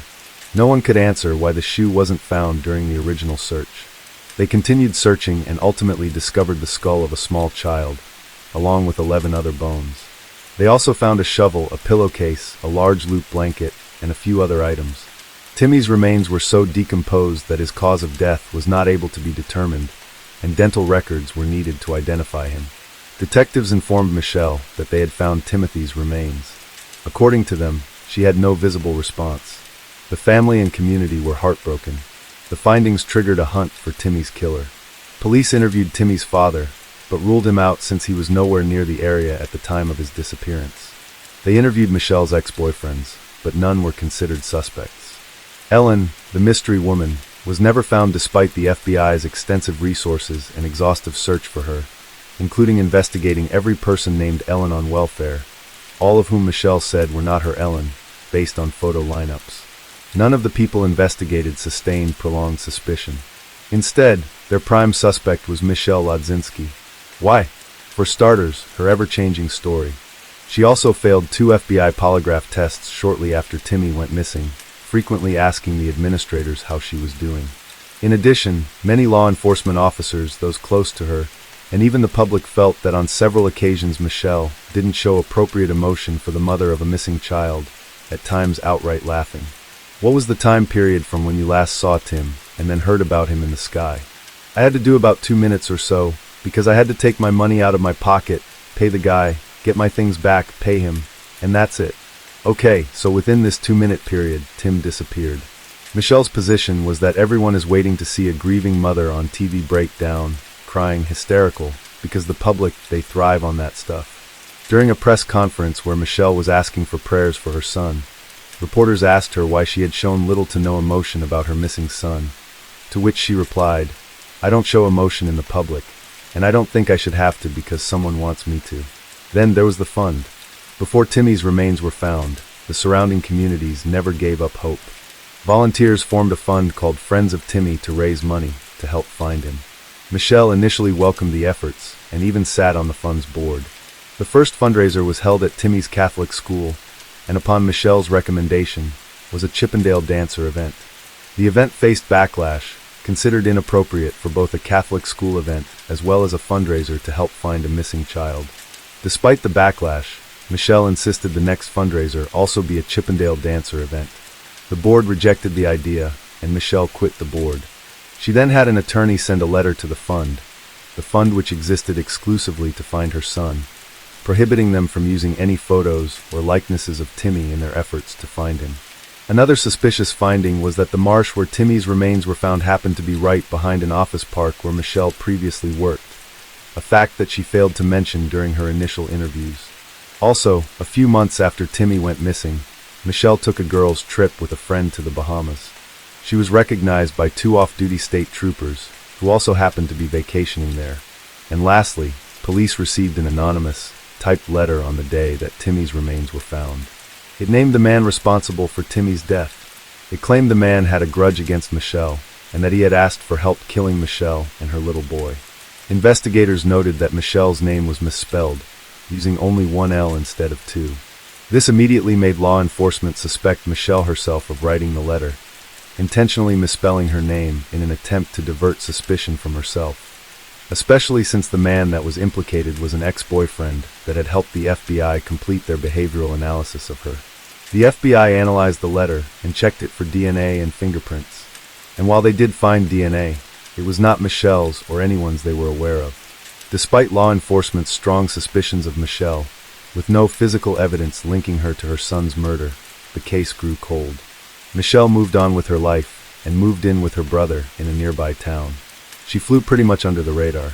Until 2 years later, in 1994, when Michelle would end up in the news again, in the most unexpected way possible, Michelle had been kidnapped. For some time before she was kidnapped, Michelle had been telling friends and family that she was being stalked. Then one day, her brother found Michelle's car with its door open and engine still running, her glasses and purse still inside. Authorities searched her car, but didn't find anything worth noting with the exception of one item, the business card of an FBI agent with a note written on the back. "See you soon." It's not over, but this disappearance would not involve an extensive search. The following day, police received a call from Michelle herself. She said she'd been released by her kidnappers in Detroit, Michigan, over 600 miles, or almost 1,000 kilometers away. She claimed 2 FBI agents approached her at gunpoint, put a blanket over her head, then brought her to Detroit, where they released her. The FBI didn't believe her story for a second. The business card found in her car was a fake. There was no one by that name at the FBI. They'd later find that she had the cards printed herself. They had the call that she made to the police department traced. It was made from a payphone near a Greyhound bus station. Digging a little deeper, they found that Michelle had purchased a Greyhound bus ticket from Newark to Detroit. She was not kidnapped. She took the bus. Detectives didn't know what to make of this hoax, but it confirmed their suspicions about Michelle's level of integrity and willingness to lie. If she would stage a kidnapping for herself, what else would she do? Many of Michelle's family members were furious. The roller coaster ride she was taking everyone on was both selfish and suspicious. Michelle pleaded guilty to making false statements to the FBI and fraudulent use of a government seal. She was sentenced to 6 months of house arrest and 3 years of probation. And she would later spend a day in jail after stealing a laptop from her employer, then giving it to her then-boyfriend as a Christmas gift. She got busted when he had it serviced, which revealed that it was stolen. After that, Michelle decided it was time to start fresh. She moved to Minnesota, where her other brother lived. There she got married, had 2 sons, then within 3 years, divorced and relocated to Florida, moving in with her older sister. She kept photos of Timmy in the house to let her other sons know that they had a brother. All the while, the case of Timmy's murder remained cold. An occasional tip would come in that the county prosecutors would follow up on, but each lead led to a dead end. After one particular false lead in the early 2010s, an investigator felt it might be time again to review the investigation, looking at everything from a fresh perspective. They realized that the evidence found along with Timmy's remains had never been shown to people close to Michelle, particularly the blanket and the pillowcase. So they decided to focus on the blanket, since there was little chance the young boy would have been carrying a large blanket around a carnival on what was the hottest Memorial Day weekend on record at the time. So they surmised that the blanket was taken from Michelle's home and used to cover Timmy after his death. Detectives determined that if they could link the blanket to Michelle, it would be powerful evidence. They reviewed photos of the inside of Michelle's apartment prior to her son's disappearance, and while there were some blankets present, none matched the blanket found in the marsh. So over 20 years later, detectives began contacting anyone who may have had knowledge of the contents of Michelle's apartment at the time. Nearly everyone they contacted did not recognize the blanket as one that was in Michelle's home, with one exception. Michelle's niece, Jennifer Blair, now Jennifer Blair Dilcher. Upon Michelle's urging, Jennifer had moved to Florida to be near Michelle since Jennifer had been struggling with some substance abuse issues. Michelle helped Jennifer get into a detox facility and promised to watch Jennifer's children while she was getting cleaned up. However, once Michelle had Jennifer's kids, she decided that it was best for them to not be returned to Jennifer, determining her unfit. So while Jennifer was recovering in the facility, Michelle contacted Jennifer's in-laws and handed the children over to Jennifer's mother-in-law, who took the kids back to New Jersey. Jennifer considered it the ultimate betrayal, especially after all the years of support she had given Michelle. Now estranged from Michelle, detectives contacted Jennifer and asked her to try to rekindle her relationship with Michelle and solicit information about the murder. That approach didn't work, so next they asked her to come in to see if she recognized something. Jennifer arrived at the police station, not knowing what they wanted to show her. When she entered the room, there was a dirty, tattered blanket laying on the table. Immediately recognizing it as a blanket from Timmy's house where she babysat so many times when she was 13 or 14. She became emotional. Now that they had a witness placing the blanket at the home, on August 6, 2014, which would have been Timmy's 29th birthday, police arrested Michelle and charged her with the murder of her son. The criminal trial began on March 16, 2016, nearly 25 years after Timmy was murdered. With the blanket being the only evidence turning the case against Michelle into a viable one, and only the single witness tying the blanket to the house, the prosecution's connection was limited. But a few months before the trial, they caught a break. 2 other women who had babysat Timmy saw the photos of the blanket and stated that the blanket did indeed come from the home. One of those witnesses was 15 to 17 when she babysat Timmy a few times. The other was 14, again having babysat a few times 25 years prior. The prosecution contended that Timmy had become a burden to the young mother, struggling to provide care while maintaining a social life, bouncing from job to job, and unable to find a steady, satisfying relationship. They focused on the changes in Michelle's story, her unemotional behavior throughout the time her son was missing, and initially not acknowledging she worked near where her son was found. Among the witnesses they presented was the woman who said she spoke to Michelle at the carnival and never saw a child with her, nor did Michelle mention any child. They also called Michelle's ex-fiancé.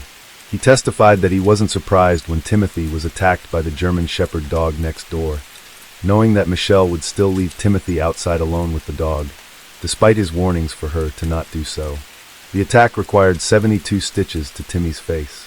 He also testified that Michelle reminded him of an older sister watching her little brother, bothered by the responsibility and feeling like she was being pressured into having to watch him.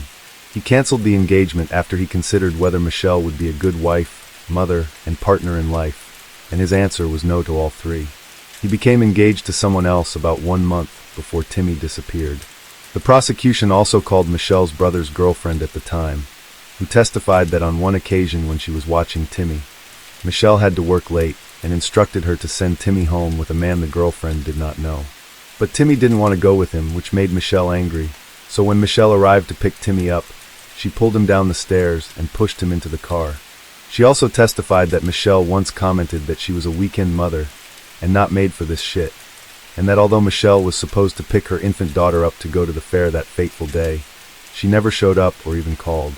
Michelle's defense attorney argued that Michelle loved Timmy more than life itself, and that the case was wholly a character assassination. They argued that all the evidence was circumstantial, without a single confession, no DNA, no fibers, no murder weapon, no physical evidence whatsoever linking his client to the case. He outlined how deeply Michelle cared for her son, and how her activities just prior to Timmy's disappearance were hardly indicative of someone who would have killed him, including clothes shopping, and even buying his graduation gown. They argued that the witnesses to the blanket, the sole piece of evidence that brought Michelle to trial, were either testifying out of spite for Michelle, or biased by the extreme media exposure the case was getting. And the defense had one final ace they felt raised out about Michelle's guilt. Michelle's defense had received a call from an ex-convict named Damien Dowdle. He reported that a cellmate of his, Bernard Joseph McCain, had confessed to abducting a child from a park, then strangling him when the child began to scream. He told me that while he was out, he was at a park with a big event going nearby, and while he was at that park, a boy had gone into the woods, and there was some sort of an argument, and the boy went into the woods. The kid began screaming and crying, and he got concerned that people were nearby, and there was a search going on under for this kid, so he wanted to shut the kid up, and he strangled him. Dowdle said he had been reading about Timothy's case, and found it eerily similar to what McCain had told him. Dowdle's claim was backed by the fact that he had reported the admission to police back in 1991, when McCain first told him about it. The prosecution called McCain himself to the stand. McCain, not surprisingly, denied Dowdle's claim, and the prosecution didn't offer any evidence that McCain was even in New Jersey at the time of the crime. Did you tell him that you hit and strangled the little boy? No. And that you killed him? No. The case rested, and the jury deliberated. They found Michelle Lodzinski guilty of first-degree murder. The sentencing guidelines for her crime call for between 30 years in prison to life. Her attorney fought for the least amount of time, arguing, "I'm sure Timmy would not want to impose a life sentence on his mother." On January 5, 2017, 49-year-old Michelle Lodzinski was sentenced to the minimum 30 years in prison. The judge remarked that she will be old and gray by the time she is released. After Michelle's conviction, an additional attorney joined her defense team, appalled that the case was even brought to trial with what he considered zero evidence. They appealed the conviction. Their appeals were denied until the case was finally set to be heard by the New Jersey Supreme Court.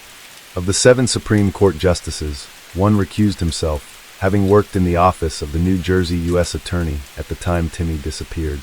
With the 6 remaining judges, the appeal decision was split 3-3. Normally, when there is such a split in New Jersey courts, the conviction verdict would stand. But Michelle's attorneys argued that that split violated her right to due process and requested that the Supreme Court reconsider the case. It responded by borrowing a judge from the lower court to serve as a tiebreaker. In that unprecedented move, a tiebreaker judge ruled Michelle's favor with the final ruling stating that no murder conviction has ever been upheld on such a dearth of evidence. 2 key factors in the majority decision were first that they had serious doubts about the blanket testimony and its witnesses. And second, in order to convict on a murder charge, it has to be proven that the person knowingly and purposely committed the murder, an impossibility since the cause of death remained unknown.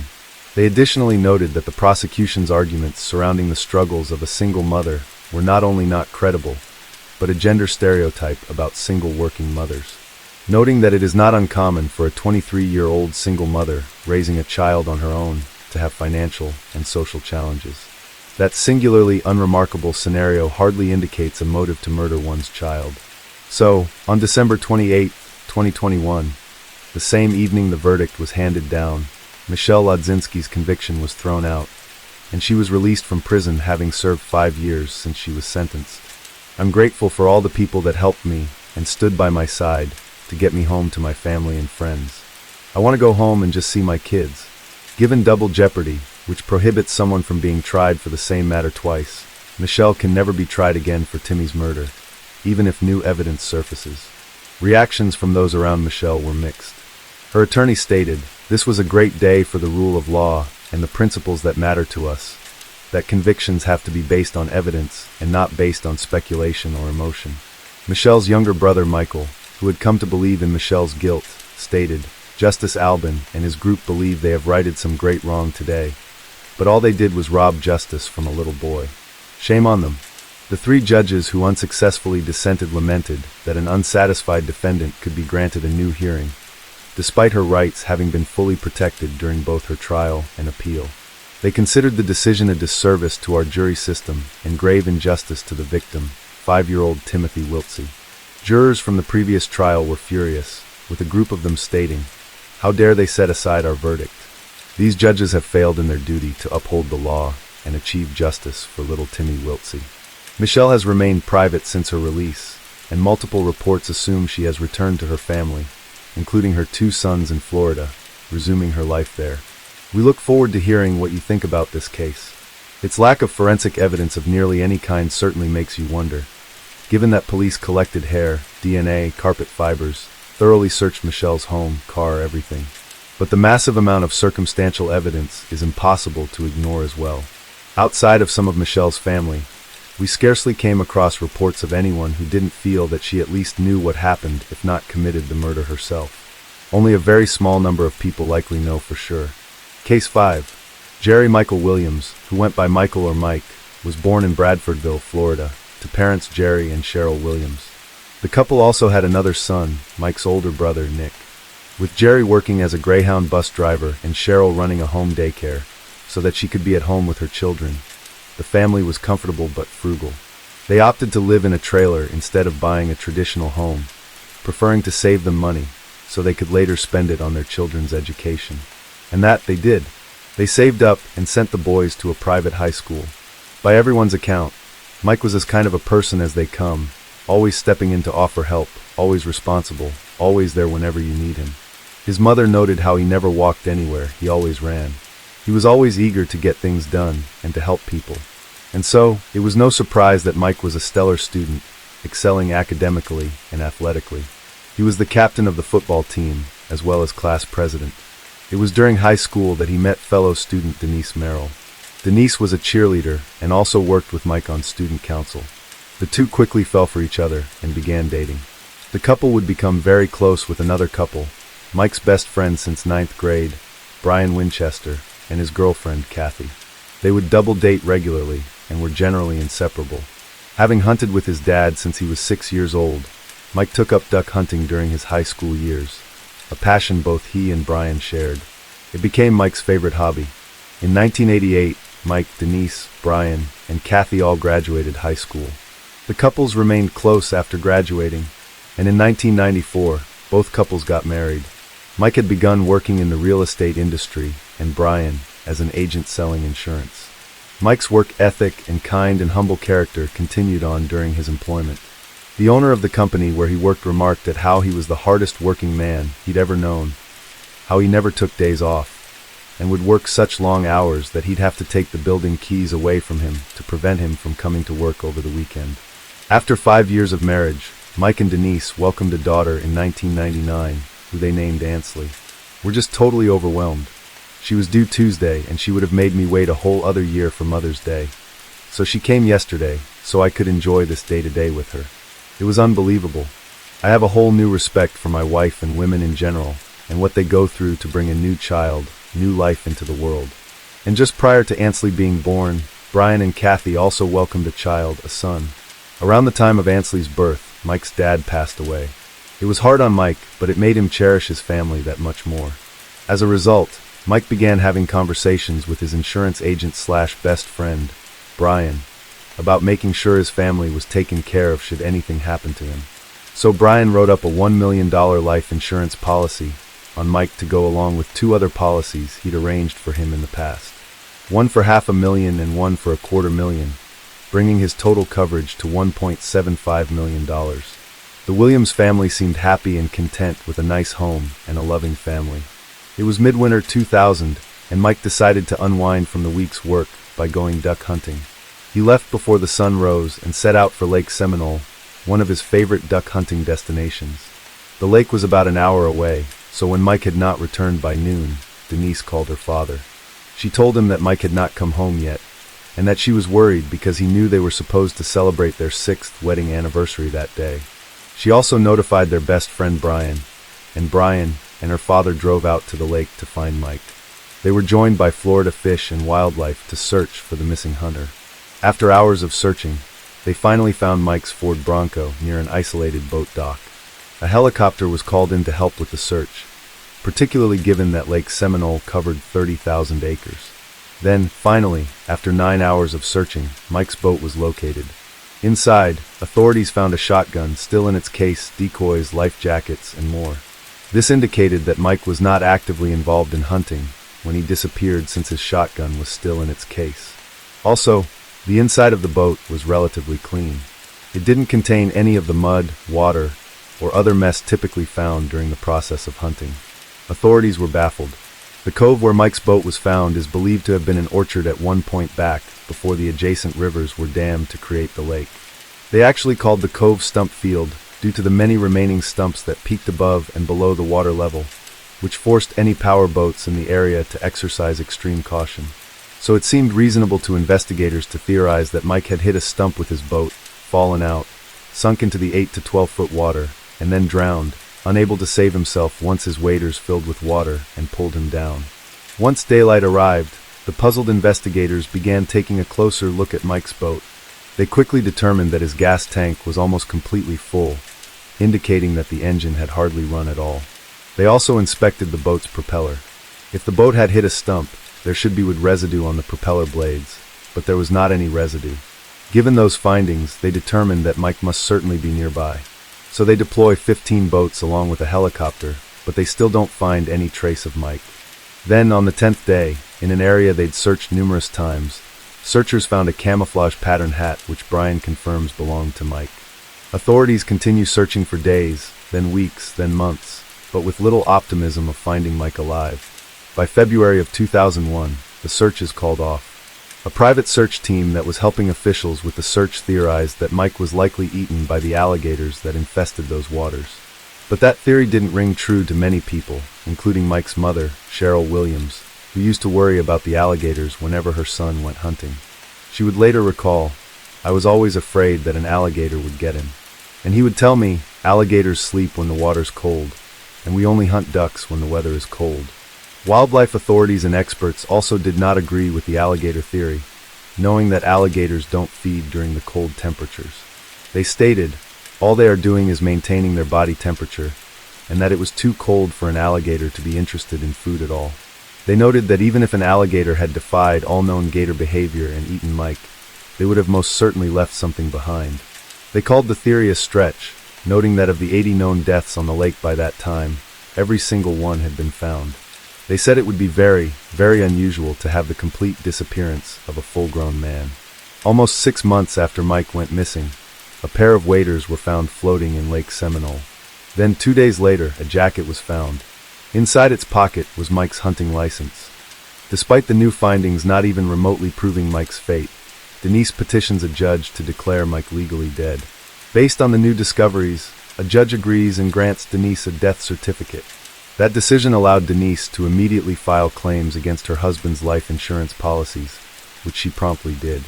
Mike's death was officially ruled as accidental drowning, and the Florida Department of Law Enforcement, or FDLE, closed the case. A short while after that, Mike's mother, Cheryl Williams, encountered Brian, who shared the news about the death certificate with her. She recalled their conversation, stating, "I learned about the death certificate from Brian Winchester. Brian stopped me in his truck, and he said, 'Well, I guess you're surprised that they declared Michael dead so quickly.' And I looked at him, and I said, 'Well, no, Brian. Not the way that evidence just popped up out of the clear blue. And he said, "What do you mean, Ms. Williams? That was a gift from God." I said, "Brian, I've had gifts from God." That was not. Those waiters were planted. And many others agreed. Fish and wildlife, who had instantly rejected the alligator theory, were highly skeptical about this mysteriously appearing evidence. But tasked with analyzing the clothing, they scrutinized the suspicious waiters, looking for any signs of deteriorated human remains, trauma, or alligator teeth marks. They didn't find any. Additionally, any waders that would have been in the water for 6 months would have accumulated a thick layer of slime, making them nearly impossible to pick up. But those waders looked practically new and didn't have any slime on them. Likewise, Mike's hunting license, also supposedly in the water for nearly 6 months, was nearly pristine. A license in the water for that long should have deteriorated and been completely illegible.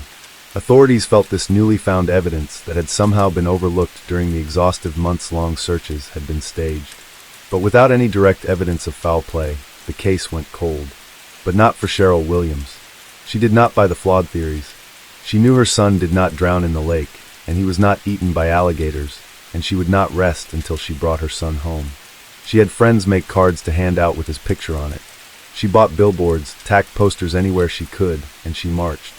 She took her homemade picket sign to churches, to the police, and took whoever she thought could help her, trying desperately to get authorities to reopen her son's case. Police told her that her son was eaten by alligators, and that was not criminal. But still, she marched, in her one-woman picket line, fighting for her son. Until February 2004. Police finally conceded to the persistent mother and reopened the case. Since the case had been cold for several years, investigators were essentially looking for anything they'd missed previously. And the fresh insight paid off. They started noticing one name that continued to surface that didn't stand out to them at the time. Brian Winchester. He was the one who found Mike's boat in the dark, in the middle of the night, when the multitude of other searchers could not. He was the one who identified the hat found on the lake as Mike's. And to their surprise, he was the one who wrote up the most recent $1 million life insurance policy on Mike. Brian and his wife Kathy had since separated in 2001 and divorced in 2003. Investigators began repiecing together what they had. While a lot of evidence was either lost or not captured due to the initial assumption that there was no foul play, they still had some clues. Including, when the boat was found, its engine was off, and it had a full tank of gas. If Mike had fallen off of the boat, it would have been because he hit a stump while the engine was running. And if that were the case, the engine would have stayed on, and the boat would have run in circles until it ran out of fuel. There was a storm that should have carried the boat in the opposite direction from where it was found. And Mike didn't usually hunt alone. So by this point, all the investigators involved were confident that this was a suspicious missing person case.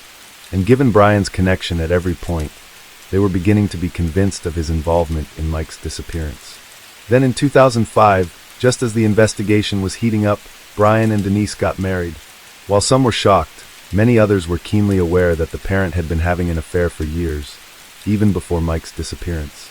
With suspicions having arisen about Brian, and with him suddenly married to the beneficiary of the life insurance policy that helped draw suspicion to him in the first place, police had their eye on the couple. But without any forensic evidence from the scene near the time of the disappearance, or Mike's body, or enough evidence for a search warrant or arrest, it was impossible for police to make a case. So even though they felt strongly that the newly married Winchesters were involved, the FVLE closed its case in 2006 and stopped returning Sheriff Williams' phone calls.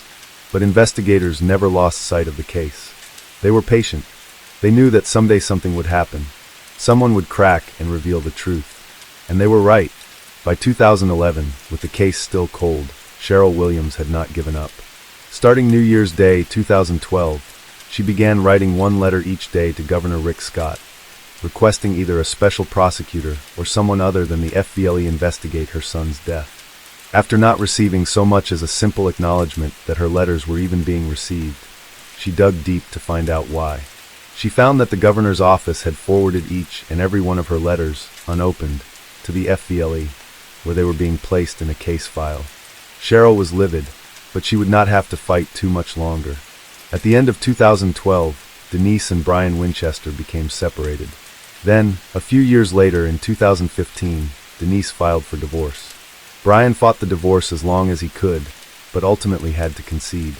And as they were in the final stretch of the divorce, on the evening of August 5th, 2016, Denise was in her car talking with her sister when she noticed someone emerge from the back seat. It was Brian. He was distraught over the divorce, and because she had not returned his calls or texts. His mother had also just been diagnosed with terminal cancer, and his teenage son he had with Kathy decided to move in with her instead of him. He held Denise at gunpoint and ordered her to drive. Instead of going where he told her to go, she pulled into a CVS parking lot. She was able to talk to him and calm him down. She then drove him back to his truck. When he got out of the car, he grabbed several things from her back seat that he brought with him, including a couple of sheets, bleach, and tools. He clearly had plans. He apologized to her and made her promise not to report their little encounter to the police, which she promptly did the moment he left. At the Leon County Sheriff's Office, Denise reports that her estranged husband kidnapped her at gunpoint. And he put it right here in my ribs. He put it right here, and he goes with this, and he pressed it in there. And so I just kept saying, you've got to stop living that way. You could get us all back if you'll just turn your life around, because he was a Christian at one point. And I was like, if you'll just turn back to the Lord, it's the whole time I'm turning this way, I'm buckled in, but he's calm, he's calming down. And so the gun's still right there, and I'm just like, what are you doing? Why are you doing this? And he's like, what am I doing? I could tell he was, and I was like, I don't know. I know you want to talk to me, and this is not the way to do it. I know. What have I done? It's like he kind of woke up. Like, what have I done? What have I done? It's the break they've been waiting years for. The FDLE are immediately called in, and everyone involved is fully aware of the background, the scenario, and the stakes. During her 3-hour talk with police, they go for information about Mike's disappearance. Where do you think Mike's buried at? Oh, I have no idea. Any speculation on that? On where he's buried? Buried. I believe. You don't really believe he died on the lake. I do. Why? I just always have. That's what I believe. And I have, from when he was saying roundabout, I don't know. I talked with the last 2 people, and I can't remember if he wanted me to turn left or right. No. That's not what I'm talking about. Why do you think Mike perished in the lake? Because he didn't. He didn't die in Lake Seminole. Okay. I don't. That's what I've always believed. That's what I believe. And why? I've never been proven anything different. I don't. Well, is there any proof if he would have perished in that lake, he would have been found? Okay. There's never been a person that has fallen over, or whatever, that they've never found except for Mike. That's literally, it's a possibility that he died at that lake. I guess that's just what I believe.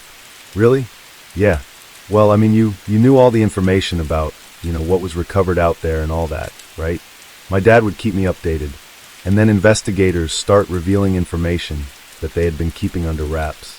Information that exposed far more of a relationship than any of the suspects had divulged.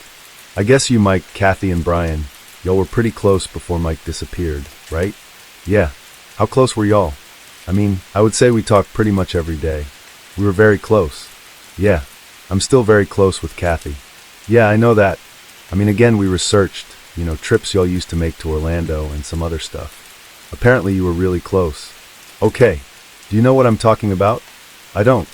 Me and Kathy still. She's texting me right now. So we're still very close. Okay.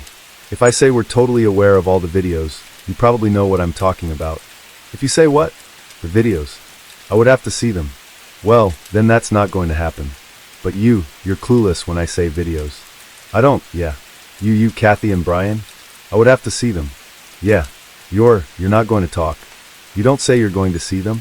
No, I'm just starting to feel very uncomfortable. Okay. I've been uncomfortable for a long time because we needed some things on this case. More about the relationship he was referring to in a moment. The interview continues, and Denise deflects their attempts to get information about Mike's disappearance at every turn. They inform her that they will be arresting Brian, and that he may be more willing to talk about the disappearance. She doesn't waver, but they are not worried because with the kidnapping claim, they can now arrest Brian. And that will turn out to be the real break they need in the case. Brian is arrested and charged with kidnapping, domestic assault, and armed burglary, 2 of which are felonies. Investigators accurately share with Brian that he's facing up to 30 years in prison for the kidnapping, and they offer him a plea deal. Share what he knows about Mike Williams' disappearance, and they won't pursue any charges against him for that case. He takes them up on their offer. He shares everything he knows, and it's a lot. He starts with the fact that he and Denise had been having an affair long before Mike's disappearance. So I've known Denise my whole life, basically since preschool. We started having an affair October 13th, 1997. Basically, Denise made it clear she would never get divorced, primarily because of appearances. She is ultra concerned about the way that she appears to the world. Mike knew something was up, but he didn't know what was up. I know Denise told me that he went to Denise's mom, Johnny Merrill, and was asking her or concerned about money cash that was disappearing from their accounts. And he didn't know if she was having an affair. So Denise was getting worried that things were going to blow up. And she was concerned about not getting divorced because of the appearances of it, but also because she was scared to lose her daughter. She didn't want to lose any time with her daughter. There was also that $500,000 policy. I believe it was paid semi-annually or quarterly. Denise paid the bills. The plan with Mike, when I sold him the $1 million policy, was that he was going to drop the $500,000. He wasn't going to keep that. Denise knew the timing on the $500,000 policy, and when it was supposed to be lapsing. And I can't tell you what that date was, but it was going to be soon after December of 2000. Their anniversary was also coming up. I think there was pressure from Mike on her. They needed to have another baby, or something like that. There was just a lot of pressure. So sometime in 2000, the subject of Mike or Kathy's death started coming up in conversations. There was no point in talking about anything happening with Kathy. That was not going to happen. I was not going to do anything like that to my son. Brian then outlined several scenarios that he and Denise considered to murder Mike. They settled on a date, changed the date, and when the final date arrived, Brian met Mike under the guise of duck hunting and proceeded as planned. We went to the landing where his truck was found. We launched the boat. It was just like a hunting trip was supposed to be. The plan that was discussed and come up with was that he was going to be wearing waders. The belief was if somebody falls in the water with waders, you're going down. We went out like we were going hunting. We got to the area where his waders and jacket were found. I got him to stand up, and I pushed him into the water. He got his jacket off and his waders off. I was driving the boat. I didn't know what to do, and I ended up shooting him. Brian then got Mike's body into his car, pushed the boat back out, then went to rendezvous with his father-in-law, who he had also planned to go hunting with that morning to establish his alibi. But realizing he wouldn't make it to meet his father-in-law on time, he went home where Kathy was still sleeping and got into bed with her, establishing his new alibi.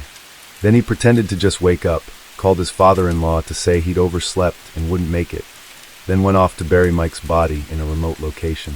He tells police where they can find the body, which turns out to be just 5 miles from his mother's home. They retrieve Mike's body wrapped in a tarp and still wearing his wedding band. In December of 2017, Brian is tried and convicted of the charge. At his sentencing hearing, Denise reads a statement with her recommendation for his sentence. Jumping up while I was driving, shoved a gun in my ribs and kidnapped me. I have relived it every single day, and it is always with me. He made the choice to plan and act out the crimes of August the 5th. He is the reason he has been sitting in jail the past 16 months. He's the reason that he lost me and his children. Since August the 5th, 2016, I have been diagnosed with post-traumatic stress disorder and with extreme anxiety. I start each day with the memory of him jumping out of the back, and I end each day feeling the gun shoved in my ribs with a turn on my right side trying to sleep. Each day when I get in my car to go to work, I look back, check the back seats. This is my life now. We all have the right to feel secure and safe, and he took my sense of security and safety from me. He stole it from me, and I will never be the same. What? He stole it from me, and I will never be the same.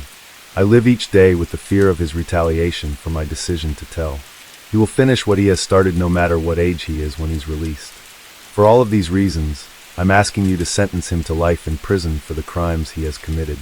It comes down to my life, or his, and I'm asking you please choose mine. Thank you. Brian is sentenced to 20 years in prison, and as agreed upon, he will not face trial for Mike's murder. Based on the information Brian has shared and from the investigation, Denise is arrested in May of 2018. She is charged with first-degree murder, conspiracy to commit murder, and accessory after the fact. Her trial begins later that year in December 2018. The prosecution outlines how Denise allegedly began conspiring with Brian to murder Mike in March of 2009, months before his disappearance. Brian Winchester is the prosecution's star witness. Another scenario that we came up with was Mike and I going on a hunting trip together, and there being an accident where both he and I ended up in the water, and he drowned, and I did not. Denise liked this idea because I don't know how to word it exactly, but she felt better, I guess, about herself, or we could feel better about ourselves if there was a chance that he could make it out of it, you know. I think there was even talk about, well, it'll be up to God what happens and not us. It won't be a murder. It'll be, an accident. Would it be fair to say that having the intention of being a widow was far better in her mind than being a divorcee? Yes, sir. Better to be a rich widow than a poor divorcee, and her biggest concern with the divorce was she didn't want to share custody of Ansley with Mike. She was not going to have Ansley going back and forth to 2 different houses. All of our conversations and planning, and everything I would say is very mutual. I'm not going to sit here and say that Denise planned everything and, I was just a dumb guy who went along with what she wanted to do. I instigated a lot of it. I helped come up with ideas. I planned a lot of things, but overall it was very mutual. We wanted to be together, and we weren't going to let anything stop that. He also shares in the presence of jurors the events he previously outlined for investigators regarding Mike's disappearance, including his and Denise's involvement.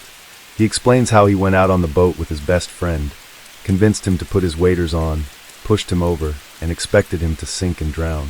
But it didn't go as planned.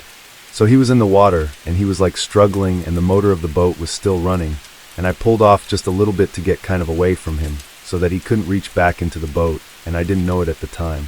I didn't know if he was trying to swim, or I didn't know what was going on, but what I came to find out, or eventually realized, was he was taking the waders and the jacket off, and he got those off, and I think I forgot to tell you about this part before, but I remember now that area of the lake had a lot of snags, a lot of dead trees that come up out of the water, and there's a lot of stumps that come up out of the water, and he swam over one of those stumps and held on to it, and I didn't know what to do, but he started to yell. I had my gun in the boat, and so I loaded my gun, and he was in the water, and as I passed by I shot him.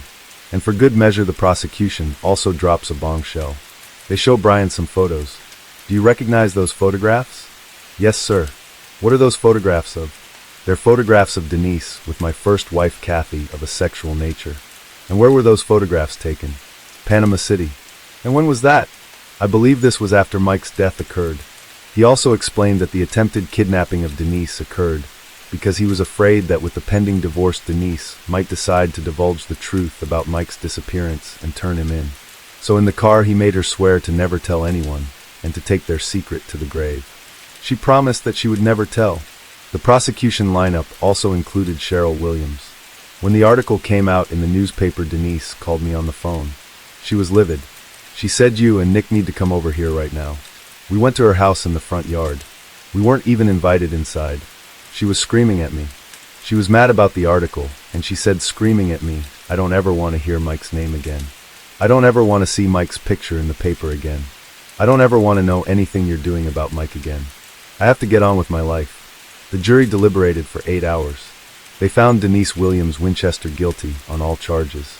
Before her sentencing, there was one woman who had worked tirelessly for 17 years and had something to say. Judge Hankinson, for the next 17 years, I made telephone calls, put up missing person signs, compiled my notes into a book, and had people post on social media for me. With the help of friends, we raised money and put up billboards. I bought ads in the Tallahassee Democrat and worked with Twin City News asking everyone to help me find Mike. I stood on street corners waving my picket signs with pictures of Mike on them. I was cussed out by ministers for being too close to their church. I wrote 2,600 letters to the governor of Florida asking for help in finding my son.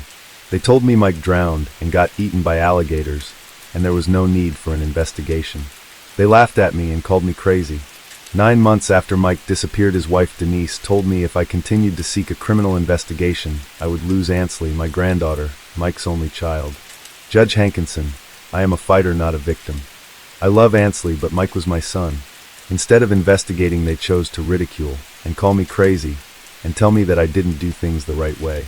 There is no manual to tell a mother what to do when her child goes missing. I just did what God put on my heart to do. Judge Hankinson, not only did Denise kill my son, she stole my granddaughter Ansley, Mike's only child. For her entire life, Ansley was raised in a house with the murderers of her father while being denied the love of her father's family. I am asking you to lock Denise Merrill Williams Winchester up for the rest of her life with no chance of parole. She has already lived 18 years longer than my son. She got to watch Mike's daughter grow up. Nick, Mike, and I didn't. Judge Hankinson, for the rest of my life, when I try to sleep at night, I will see my son clinging to a tree stump and legs in the door, knowing that his best friend is trying to kill him. I hear his voice screaming for help. I wasn't there to help him. It will haunt me forever. We are in this courtroom today because of God, not Cheryl Williams. I am Mike's mother, and I did what God told me to do. My son's horrific death demands justice.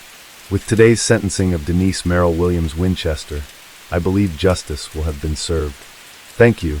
Thank you, ma'am. Denise Williams Winchester was sentenced to life in prison for the first-degree murder charge and 30 years for conspiracy to commit murder.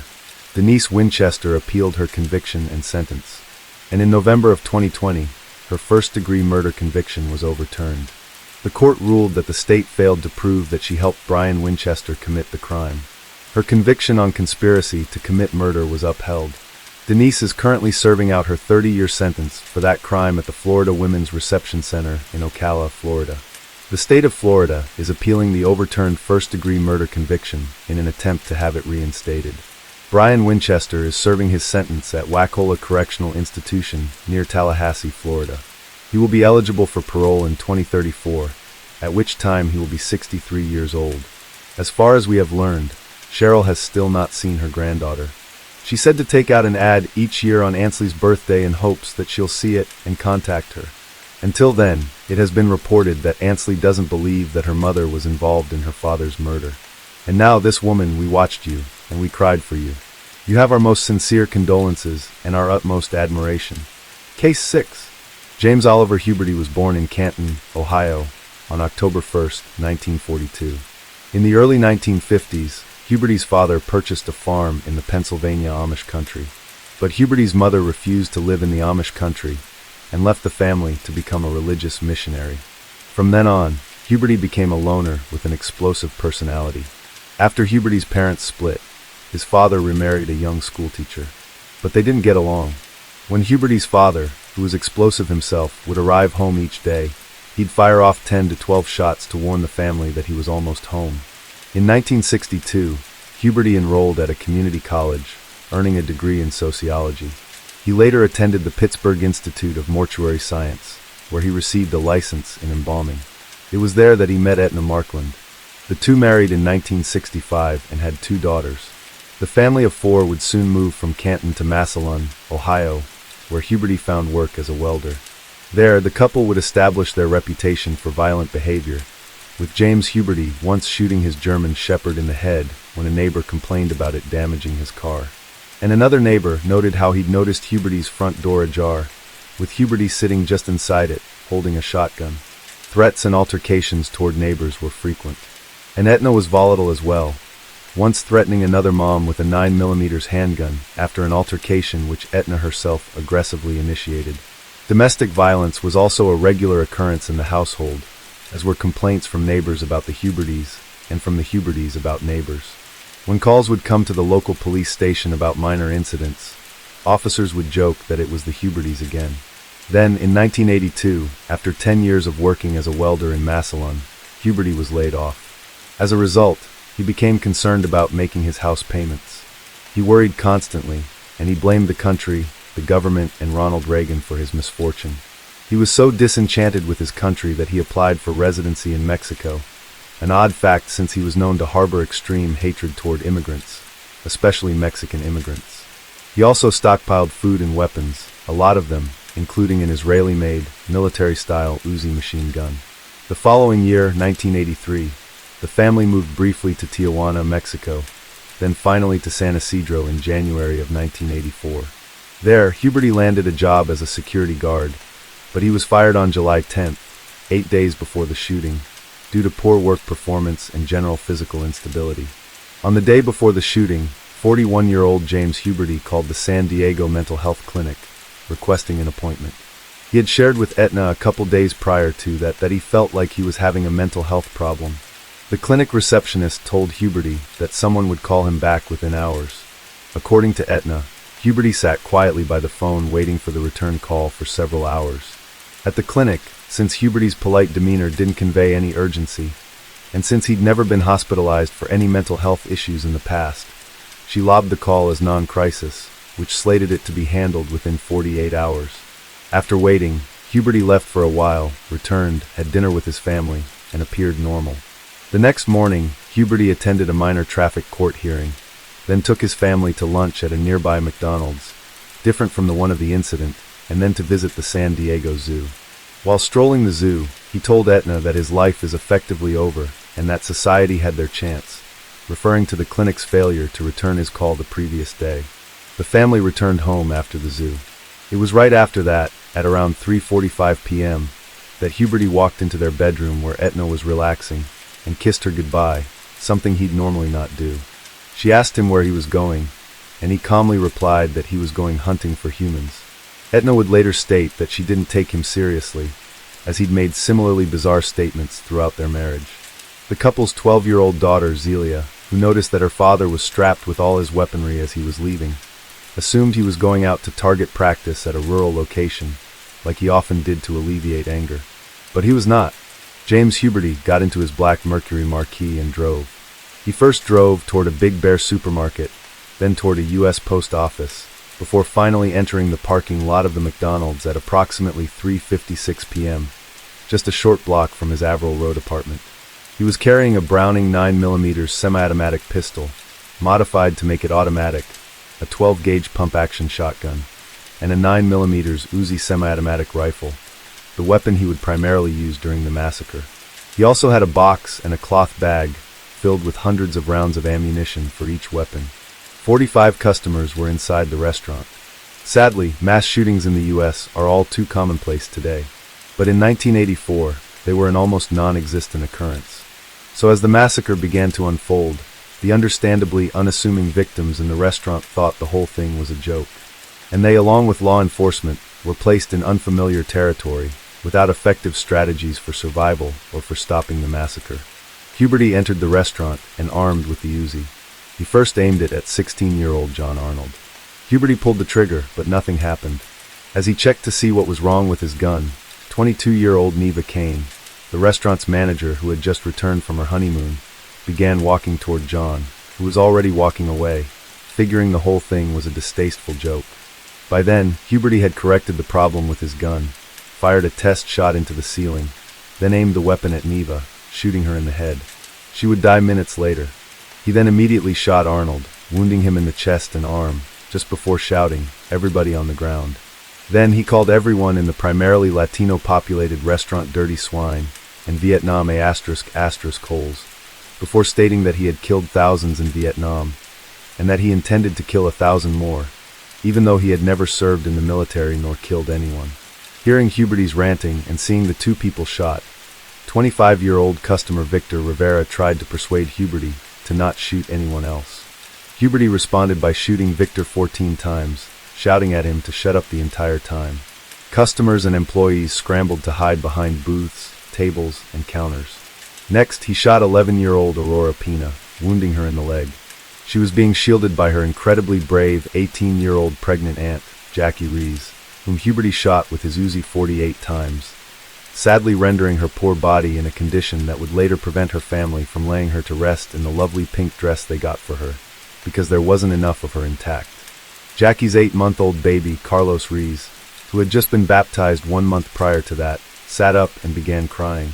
Huberty shouted at the baby, then shot him in the back, killing him. Then, Huberty shot and killed 62-year-old Lawrence V. Louise, a truck driver who was retiring that day after 40 years of driving. His family panicked when they saw his truck in the parking lot on television. They learned of his death hours later. Huberty then proceeded to a family crouched near the play area of the restaurant, where a couple was shielding their son and his friend underneath the tables with their bodies. The mother, Letha Reagan Herrera, had barricaded her son, Mateo, under one booth, while her husband, Ronald Herrera, guarded his son's friend, Keith Thomas, under another. Ronald instructed Keith not to move, and when Huberty approached them, he shot Ronald 6 times in the stomach, chest, arm, hip, shoulder, and head. Ronald miraculously survived. Keith was also shot in the arm, wrist, and left elbow, but he was blocked from most of the bullets by Ronald. Keith also survived and would later recall how Ronald saved his life and how he couldn't feel any pain from the bullets. Ronald's caring and loving wife, Letha, and his artistic, musical son, Mateo, were both killed, having been shot numerous times in the head. Near the Herreras, 3 women were also hiding beneath a booth. 24-year-old Guadalupe Del Rio was wedged against a wall shielded by her friends, 25-year-old Gloria Ramirez and 31-year-old Aristelci Vilas Vargas. Guadalupe was shot several times, but not seriously wounded. Gloria, miraculously, was not hit, and Aristelci, tragically, received a single shot to the back of her head. She died the next day. She would be the only person fatally wounded who lived long enough to reach a hospital. Huberty next killed 45-year-old banker Hugo Velasquez Vasquez, shooting him once in the chest, killing him. The first call to police to report the shooting was made at 4 p.m. The call notified police that a child had been shot and taken to the U.S. Post Office on San Isidro Boulevard. The dispatcher mistakenly sent responding officers to the wrong McDonald's 2 miles or 3 kilometers from the San Isidro location, costing several precious minutes of the area not being locked down, during which time several other victims, unaware of what was happening inside, approached the restaurant. Starting with Lydia Flores. At just after 4 p.m., Lydia drove into the parking lot and headed to the drive-through window. She noticed shattered glass and heard gunshots. She immediately looked up and saw Huberty through the window shooting. She reversed her car and crashed into a fence. She then hid in bushes with her 2-year-old daughter until the shooting ended. Then, at approximately 4:05 p.m., married couple Astolfo and Maricela Felix drove into the parking lot and immediately noticed the shattered glass. Astolfo assumed that the restaurant was being renovated or repaired and that Huberty, who was making his way toward their car, was one of the construction crew. Huberty fired both his shotgun and his Uzi. The couple and their 4-month-old baby, Carla, called Carlita. He shot Maricela in the face, arms, and chest, blinding her in one eye and rendering one of her hands permanently unusable. Baby Carlita was wounded in the chest, abdomen, and neck. Astolfo was wounded in the chest and head. The couple managed to stagger away from Huberty's line of fire, and Maricela handed her crying baby to her husband, who, in turn, handed her to a stranger named Lucia Velasco just as Maricela collapsed. Lucia handed the baby to a police officer, and the two rushed the baby to the hospital, Lucia holding her hand over one of the baby's wounds to try to contain the bleeding, and the officer using the hand he wasn't driving with to contain another wound. Maricela, Astolfo, and baby Carlita all survived. Then there were 3 11-year-old boys. They'd just gone to get donuts, but one of the friends wanted ice cream as well, so they rode their BMX bikes to the McDonald's. As they pedaled into the parking lot, they heard someone from across the street yelling at them, but they couldn't make out what they were saying, so they hesitated. It was right then that Huberty shot all 3 boys. David Flores Delgado received several gunshot wounds to his head and died instantly. Omar Alonso Hernandez received several gunshots to his back and died a few minutes later, and Joshua Coleman, critically wounded in the back, arm, and leg, collapsed but was still alive. He'd just watched his friend, David, get killed. And then he watched Omar, his happy, humble best friend, with whom he conversed back and forth over their backyard fences as they helped each other learn the other's native language, struggle until he too died. Sir Joshua, having previously pondered what he might do were he in a similarly dire situation, laid still, playing dead, until the SWAT team would later come to rescue him, over an hour later. Next, Huberty targeted an elderly couple that was walking toward the entrance. 74-year-old Miguel Victoria Aloa and 69-year-old Ada Velezque Victoria. Huberty shot Ada in the face, which also wounded Miguel. Miguel instinctively began cradling his wife and wiping blood from her face while cursing at Huberty. Huberty swore back at Miguel, then shot him in the head, killing him. About 10 minutes after the first call to police had been placed, police arrived at the correct McDonald's. As soon as the first patrol car arrived, Huberty began firing at it, shattering its windshield and emergency lights. Police locked down the area spanning 6 blocks from the restaurant and established a command post 2 blocks away. 175 officers were deployed at strategic positions, soon joined by SWAT, a special weapons and tactics team. But still, they were unsure of how to approach such a dangerous situation. Huberty returned to the inside of the restaurant and continued his killing spree. At one point, he went to the cashier counter to adjust the radio. Victims assumed to listen for news of the incident, but instead he turned it to a music station and began dancing.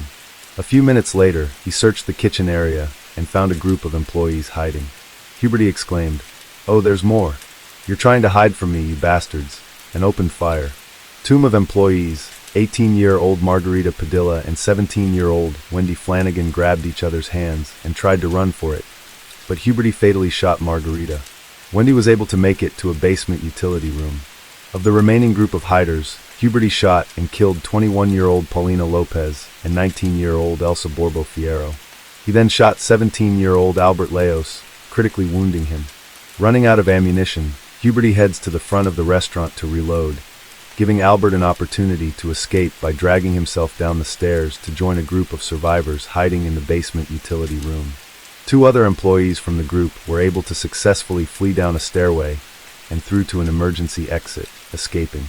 Earlier that morning, Albert had actually contemplated not coming into work that day and joining his friends who invited him to hang out. But being the responsible young man that he was, he came into work instead.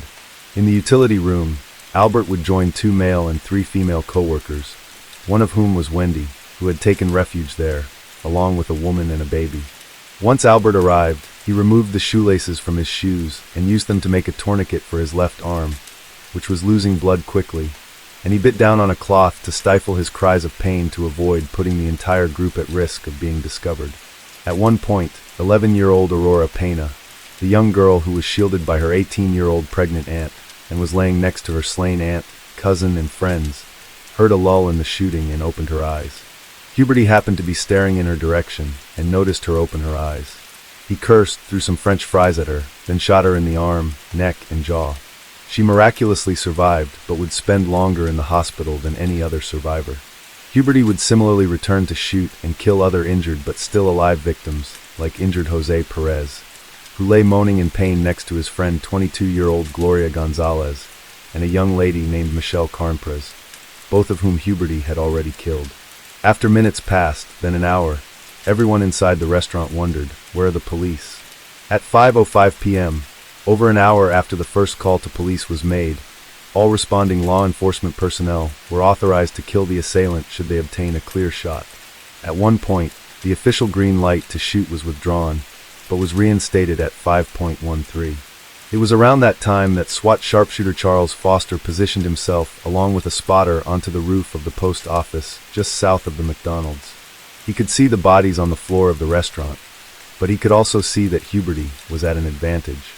Huberty had a clear view of the parking lot and the surrounding area, so anyone who tried to approach, even just to give aid to the people shot outside the restaurant, were driven away by more gunfire. The windows of the restaurant were both tinted and coated with a laminate. So not only was it hard to see into the restaurant due to the tinting, but once the windows were shot at and shattered, the laminate held much of them in place, spidering the windows and creating an even more obstructed view. And at 5:00 p.m., the sun also wreaked havoc on their ability to see into the restaurant. So Foster's job was a challenge. He didn't actually see Huberty until just before shooting him, which happened when Foster finally got a glimpse of Huberty through the restaurant's double doors, the only doors whose safety glass was fully shattered out by Huberty's gunfire. Foster could see Huberty's legs dangling as he sat on top of the cashier counter, reloading one of his magazines with ammunition. Then Huberty hopped off the counter and began walking toward the shattered double doors. From Foster's vantage point, Huberty's head and neck were blocked by the doorframe, but his chest and torso were not. At 5:17 p.m., Foster shot a single shot through Huberty's heart, killing him instantly. It was one of just 5 bullets fired by police throughout the duration of the massacre. The other 4 were fired at the same time as Foster's, but they missed the assailant. The ordeal lasted 77 minutes. The assailant expended 257 rounds of ammunition, mostly from the Uzi. 21 people were killed and 19 were injured. 17 of the victims were killed inside the restaurant, and 4 were killed just outside the restaurant. There were only 10 uninjured survivors from the inside of the restaurant, 6 of whom were hidden inside the basement utility room. The youngest person killed was just 8 months old, and the oldest was 74. While everyone was relieved the ordeal was over, no one had any idea of the devastation they'd find inside. Police entered, but were not prepared for what they saw. The carnage was unimaginable. Employees, customers, men, women, children, babies, they were laying everywhere. As SWAT Commander Jerry Sanders reflected, I went through nightmares. So did a lot of the other guys. You can never put that vision out of your mind. Survivors were removed from the restaurant and treated. Guadalupe Del Rio, who had been shielded by her two friends but was also shot herself, didn't realize that she'd been shot. An officer asked her afterward if she was okay. She kept saying yes. So rather than alarm her, the officer took her to an ambulance where they treated her for the gunshot. Once the ordeal was over and the dust began to settle, the focus was on the police response time. Given that there were multiple types of firearms being shot as well as conflicting descriptions of the perpetrator, police contended that it was unclear how many assailants were inside the restaurant. They also reported that they were unsure whether any hostages were being held. Several law enforcement officers stated they thought it was a robbery gone wrong, and that the perpetrator was likely inside standing off with police and shooting out to police, but not shooting anyone inside. With a nearly constant, near-deafening sounds of 257 rounds fired throughout the ordeal, including into stainless steel equipment, and with victims clearly being murdered just outside the restaurant, the claim that police didn't know that people were being shot inside was incomprehensible to survivors. Victims and their families additionally contend that individuals who escaped had informed police that there was just a single gunman holding no hostages and shooting everyone he encountered. Another point of contention between law enforcement and the victims and their families was the San Diego Police Department's initial report following the massacre. It indicated that most everyone injured or killed within the restaurant had been shot by Huberty in the first 10 minutes after he had entered the restaurant. This claim was hotly disputed by survivors, who stated Huberty had shot both unwounded and wounded people over 40 minutes after he first opened fire, and that many who were shot in the beginning didn't die right away and could have been saved had they received aid. They cited multiple instances where people were shot or reshot late into the rampage, including Jose Perez and Aurora Pina. Mentioned previously, Ronald Herrera, who was shot by the gunman early on then again 45 minutes later, as well as the group of employees Huberty found and massacred over 30 minutes after the rampage began.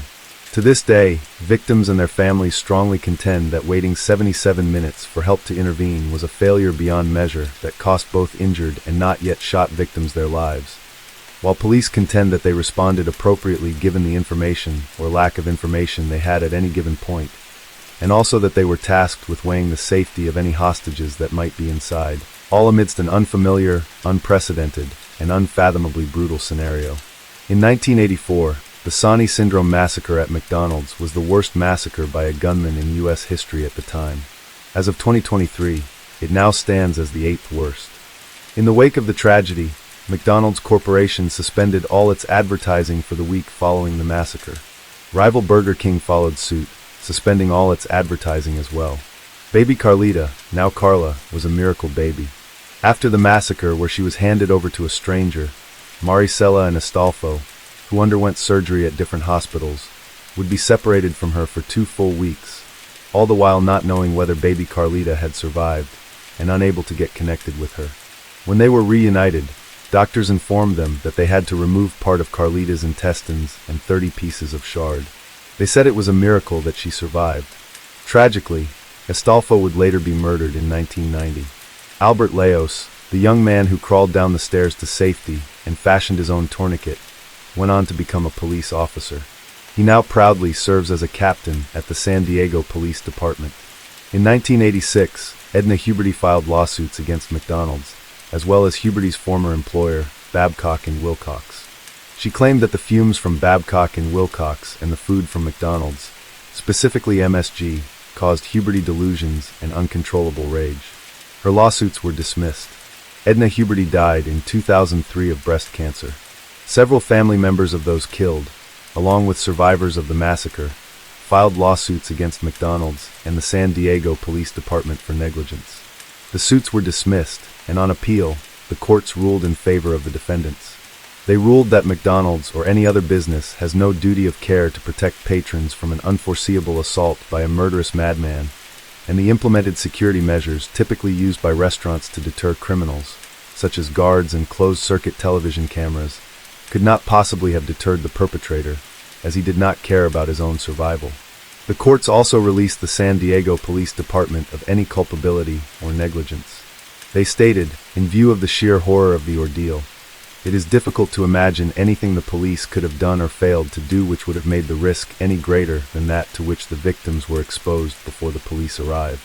In 2014, 30 years after the tragedy, Huberty's oldest daughter, Zelia, gave an interview for the first time. Having been just 12 years old at the time, she recalls how she watched the bloody tragedy from her window. She said, "I had a perfect view of it. I saw the car there. I saw everything. I saw people I knew, who I went to school with. I wasn't thinking anything that time, except better them than me." I know that's a horrible thing to say, but as a 12-year-old, that's the sort of thing you think, she said. She said that if she could turn back the clock, probably would have killed my father before any of this would have occurred. Her life was not easy after the shooting. She shared how she was treated poorly by people whenever they found out who her dad was. She moved twice within a year after the shootings and went to school under an assumed name, although she now uses her real name and still gets comments. She was taken to city-mandated therapy after the massacre, but considered the sessions a nuisance. Once they ended after 12 weeks, she never returned. She did have a fear for a while that she might turn into her father, seeing a lot of similarities between him and herself. But she recognized that she's educated, different, and that the acts he performed were a conscious decision. And the survivors, they were impacted too. Whether from the ongoing pain of their injuries or the trauma of having lived through what no one should have to, they continue to suffer the aftermath through this day. Many couldn't function, being affected by loud noises, crowds, and just normal daily occurrences. And being in restaurants was particularly frightening. One victim shared how her first thought when she enters a restaurant is, "Where are the exits?" And she's on high alert the entire time. As a result of the massacre, police developed special tactical teams to deal with mass shootings. They'd also implemented active shooter protocol, where the objective is to gain entry and take its own fleet of helicopters. SWAT officers dedicated to hostage rescue and special responses increased training, more resources, more tech, and more expertise in such scenarios all around. After the massacre, McDonald's moved swiftly to make repairs. And within 48 hours, they repaired the McDonald's and were ready to reopen its doors. But the community outcry was swift. They wouldn't hear of it, and McDonald's Corporation reversed the decision. The building was demolished on September 26, 1984, and the McDonald's Corporation donated $1 million to a San Isidro Survivors Fund. Amidst protests from San Isidro residents and donors, the first payout from this fund was issued to Etna Hurry. McDonald's Corporation also donated the property to the city. And in 1988, Southwestern College built a satellite campus in its place. Then in 1990, a monument was built to honor the victims of the massacre. The memorial is constructed of 21 hexagon-shaped granite pillars, ranging in height from 1 to 6 feet, each representing each victim. And a plaque lists their names, along with a heartfelt statement. In 2016, a documentary called 77 Minutes was released, detailing the massacre. Ironically and tragically, the San Isidro massacre has something in common with another, more recent mass shooting in the U.S., the Uvalde, Texas shooting. Despite the decades of time that passed between the two deadly massacres, the response time before the perpetrator was brought down in both cases was exactly 77 minutes.